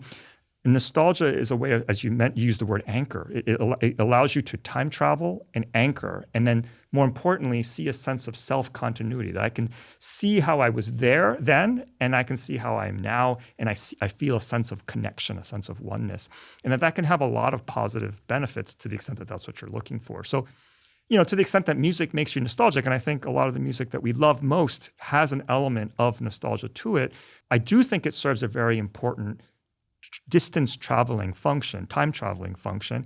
And you use the word anchor, which I really like too. It reminds us who we are, where we've been, and who we've become. And we know for humans, that's that narrative, that sense of continuity is also very important for existential reasons, that I belong here for a reason, that there's a purpose. And so motivationally, those can be very effective. Now, I don't know if it reinstates the motivations that you had during the time, but I think it at least allows you to connect to the time where you had those motivations. They may have changed, they may be stronger, they may be weaker, but that sense of connection I think is really important for understanding what your motivations are in the first place, right? How they've evolved over time and what they are now like. To the extent that they're the same, it might be able to reactivate, but to the extent that they're different, it actually might cause deactivation, but not in a bad way, but in sort of a good way, in reminding you, okay, now what motivates you? Now what's changed? What do you care about now? I'd like to just briefly return to the concepts of intrinsic versus extrinsic motivation. As I recall, there was this famous set of experiments also done at Stanford where they had kids draw, where kids drew intrinsically like drawing. They just observed which kids drew. Then they started rewarding those kids for drawing. And then they observed, at least as I recall, the outcomes being they observed that some of these kids drew less or gave up drawing because the conclusion that these kids now were doing it for the rewards as opposed to the activity itself. Did those results hold up over time? Generally speaking, the results have held up over time, although, there are some situations in which they appear at odds with current practices and intuitions that we might have. And the best example I can think of is being paid for your job, right? So being paid for your job is something that you is an extrinsic reward for something that you may or may not be intrinsically interested in. And so the big question is, if you love your job and then I pay you to do the job that you love, does the love that you have for that job go down? Now, I don't think this is that perplexing if you understand what was actually going on in those Stanford studies. So they were children. So again, the children were intrinsically enjoyed playing with markers. And then all of a sudden, in one condition, they were saying, okay, now I want you to play with these markers. And if you play with these markers, I will give you a reward. A second condition, they said, surprise, you just play with the markers, but we're going to also give you a reward. And then the third condition, there was no reward, right? And where you saw intrinsic motivation go down is when the child knew before they got to play with the markers the second time that they were going to get the reward. So they knew they were playing with the markers to get the reward. It's unclear to me whether that same confusion would happen with adults. So if I know I love this job, and now you're paying me a lot of money to do this job that I love, is it possible that I will get confused and start to think, oh, I'm actually doing it because I'm getting paid? Yes, and I think we can think of people who have had that experience. But you can also imagine that as adults, I know what I love. And I'm not even paying attention to how much money I'm being paid, even though I'm being paid. What matters here is the confusion. Why am I doing what I'm doing? And you could imagine with adults, if I'm really clear why I'm doing what I'm doing, that confusion might be less likely to happen than if I'm not as clear about what I really, really love. Now, I will say what I just said is very controversial, and I'm sure the psychologists who are listening to this are going to be all up in arms about how that can't be true. I think there are multiple theories about how intrinsic motivation works, and I'm drawing for those expert listeners from the attributional approach. And what matters here is the conclusions one draws from one's actions. Why am I doing this? Depending on how I answer that, will dictate how my motivation flows. If I'm doing it because I'm trying to get the extrinsic rewards, then it becomes extrinsically motivated and my motivation drops. But you can imagine, again, with adults, those who really know that they love the thing and they're really certain they love the thing, they may be a little bit more resistant to that. Interesting. And as adults, we can also connect dots and expand our whys. Say, well, I love doing this thing, get paid for doing it, and those resources can help me provide for others who I also love. So it's sort of exponential. I remember a salary discussion with my chairman, not at Stanford, but when I was down at UCSD. I won't mention who it was. You'll never figure it out, folks, because there were several chairmen during my time there. And I'll never forget, during a salary negotiation, he said two things. He said, A, you can't make more money than me, which seemed fair. He's running the department. I was a junior professor. And he said, and never forget, you're going to make far less money than you deserve for most of your career. And then you're going to make far more money than you deserve at the end of your career. And I remember thinking, like, that's the worst argument I ever heard to somebody who can't afford housing or whatever. Anyway, Stanford always treated me well. But, and in many ways, he was probably right. Nobody goes into academic science to make money. It's just not what you do. You can look at anyone running a lab, certainly in academia, and you can be sure that the amount of work that they're doing reflects their love of discovery and doing science. I feel very comfortable making that statement. But in a lot of careers, people do make a lot of money for something that they intrinsically loved. I'm thinking about performing artists, for instance.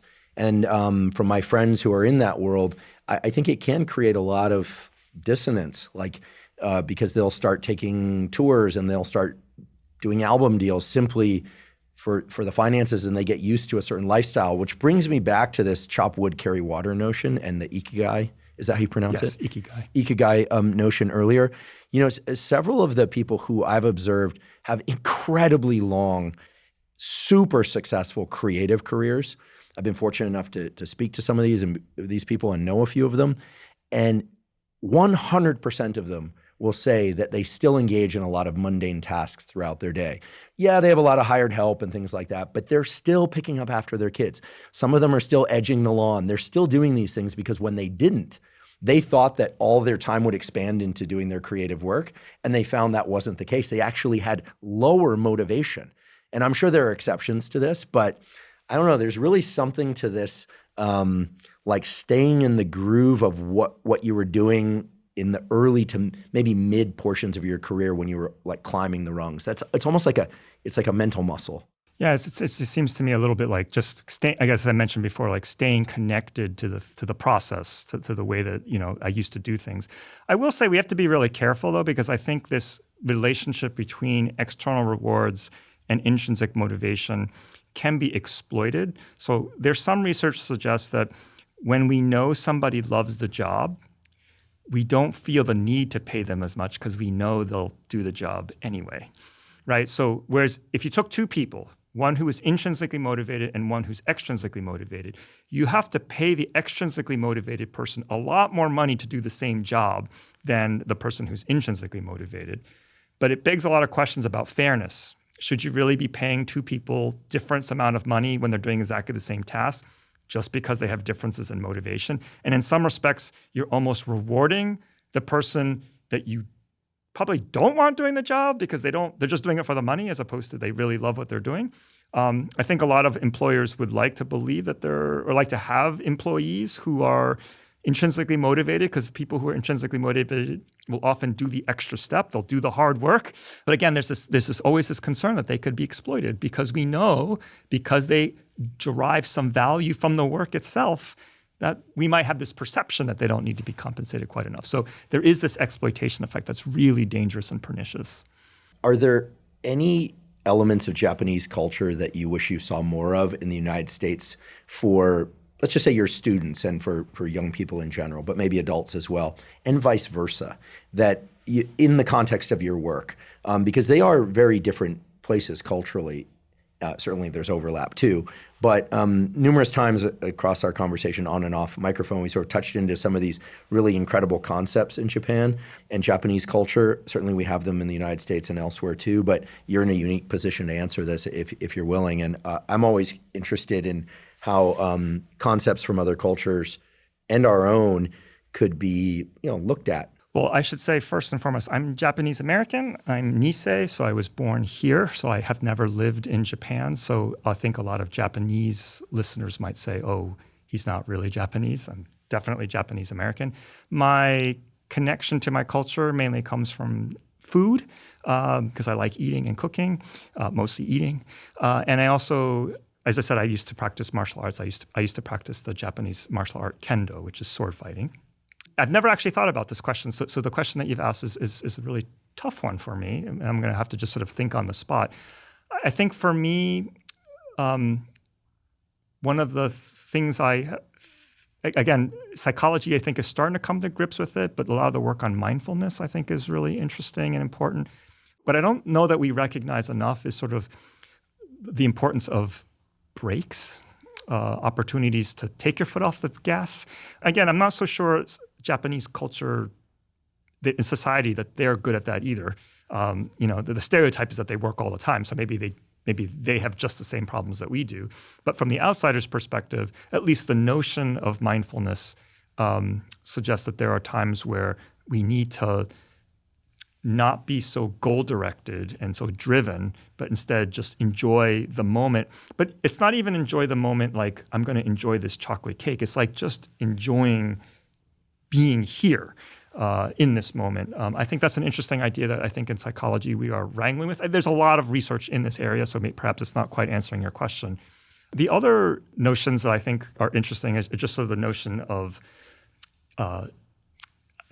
this notion of wabi-sabi, that there's beauty in decay and non-perfection. And again, I think that's an idea that can be foreign in the Western cultural space, where like if we think about our landscaping, or we think about what we want, the way that we dress, it has to be perfect, right? Like so we get all this cosmetic surgery, or we buy all these clothes, and if it's one wrinkle, we have to change clothes or whatnot. Like you mentioned the word optimization before, that things have to be perfect. Where in Japanese culture, there's a beauty in the imperfection. In fact, you actually intentionally build in the imperfections to have beauty. And I think, again, in the context of this conversation that we just had, embracing the suck and starting from the place of not being perfect to try to strive for something better, again, might be an idea that we could incorporate. And we also already talked about ikigai, this idea of finding connection and expansion and meaning, purpose in something really mundane or ritualistic or simple. I think is also a really interesting idea that might sort of explain some of the lack of happiness that we're currently experiencing in our own culture, where we're constantly future-oriented and we're always looking for bigger things, as opposed to finding beauty in the simple things that we do. Like the most mundane tasks that we do might be the most important things that we do, but we just don't code it that way because our eyes are on the prize downstream. And I wonder if that too might be an interesting idea worth exploring. It's interesting to think about your answer in the context of the mundane or the chop wood, carry water type plug and chug, whatever people want to call it, because therein seems to be at least part, if not all, of the operations that we're applying to the big lofty goals just on repeat with this thing, this concept, like I'm going for this big whatever trophy, degree, founding a company, building this like when we think about external things, but even for people who have like a really big family concept, it's beautiful, right? But I've seen a lot of people crushed under that pressure too.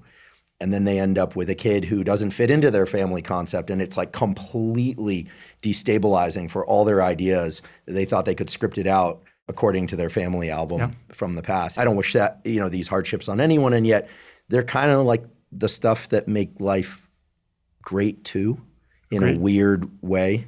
Yeah, that brings us back to the idea of wabi-sabi, like beauty in the imperfection, beauty in the decay, and like we can embrace what is not perfect, which seems, just sort of thinking about my own life, like, wow, that's, in some sense, that's totally foreign. You're taking pictures and it has to be the perfect picture.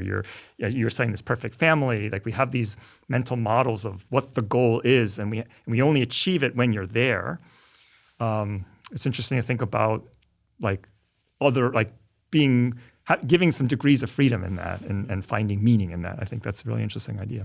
Yeah, it's actually one place where social media has, in my opinion, has shown a bit of humanity, contrary to the stereotype. Like, I see a lot of social media stuff, and sure, like, you'll see incredible feats of artistic or athletic or whatever, and they'll get like tons of views and likes. But every once in a while, someone will come along and very authentically, like, confess a failure or come along and just, express a hardship that they're going through, or a win that doesn't really fall within our normal notions of what a win is.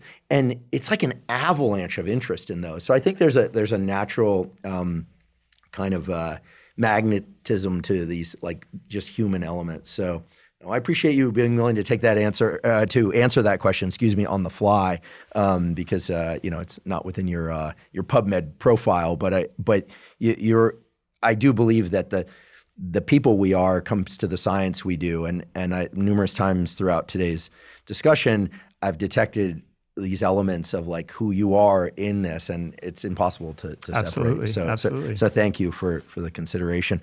And as a final question, I'm actually just really curious what you want to do now. Like, what is the experiment you're working on now, or the dream set of experiments that you think can really move the needle forward in your own concept of this work? Because clearly you're very focused on it, and we're very grateful that you're doing this work. But yeah, like, what are you most excited about right now?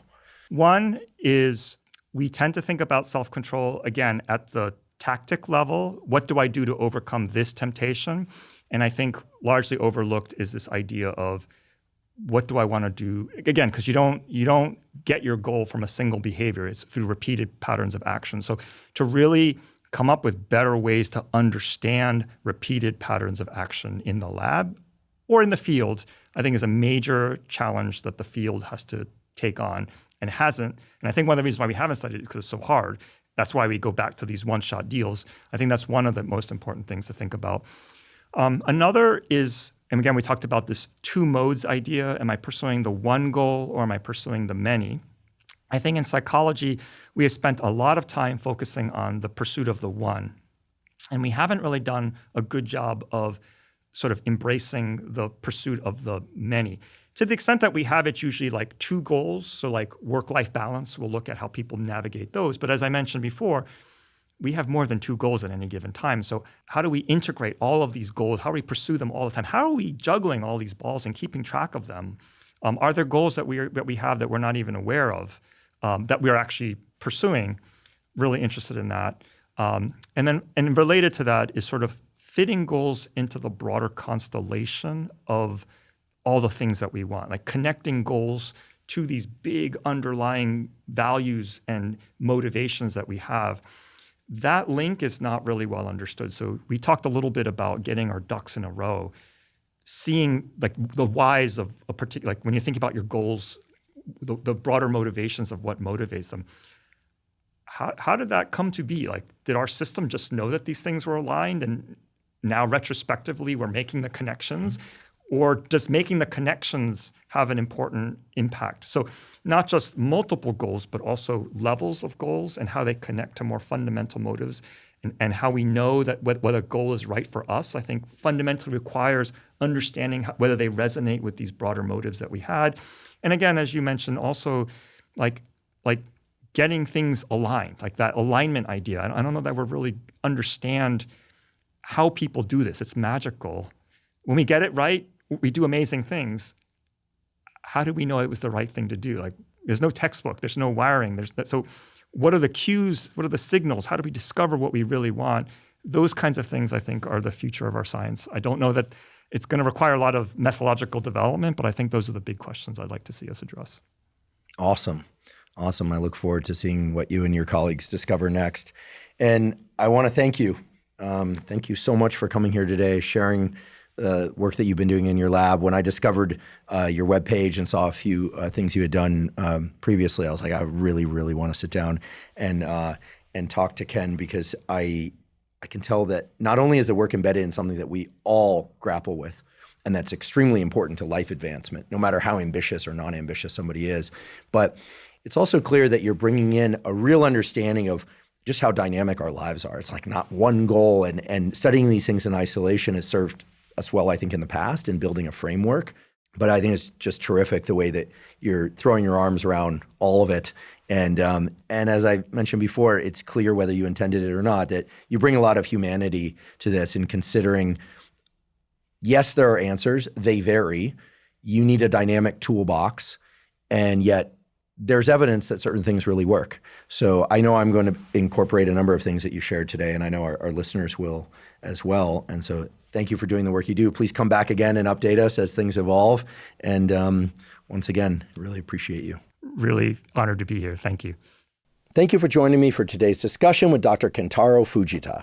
To learn more about his work, please see the links in the show note captions. If you're learning from and or enjoying this podcast, please subscribe to our YouTube channel. That's a terrific zero-cost way to support us. In addition, please follow the podcast by clicking the follow button on both Spotify and Apple. And on both Spotify and Apple, you can leave us up to a 5-star review. And you can now leave us comments at both Spotify and Apple. Please also check out the sponsors mentioned at the beginning and throughout today's episode. That's the best way to support this podcast.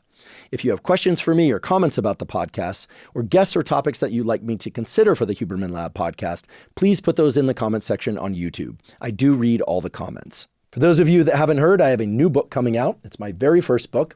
It's entitled Protocols, an Operating Manual for the Human Body. This is a book that I've been working on for more than 5 years, and that's based on more than 30 years of research and experience. And it covers protocols for everything from sleep to exercise to stress control, protocols related to focus and motivation. And of course, I provide the scientific substantiation for the protocols that are included. The book is now available by pre-sale at protocolsbook.com. There you can find links to various vendors. You can pick the one that you like best. Again, the book is called Protocols, an Operating Manual for the Human Body. And if you're not already following me on social media, I am Huberman Lab on all social media platforms. So that's Instagram, X, Threads, Facebook, and LinkedIn. And on all those platforms, I discuss science and science-related tools, some of which overlaps with the content of the Huberman Lab podcast, but much of which is distinct from the information on the Huberman Lab podcast. Again, it's Huberman Lab on all social media platforms. And if you haven't already subscribed to our Neural Network newsletter, the Neural Network newsletter is a zero-cost monthly newsletter that includes podcast summaries as well as what we call protocols in the form of 1 to 3 page PDFs that cover everything from how to optimize your sleep, how to optimize dopamine, deliberate cold exposure. We have a foundational fitness protocol that covers cardiovascular training and resistance training. All of that is available completely zero cost. You simply go to hubermanlab.com, go to the menu tab in the top right corner, scroll down to newsletter, and enter your email. And I should emphasize that we do not share your email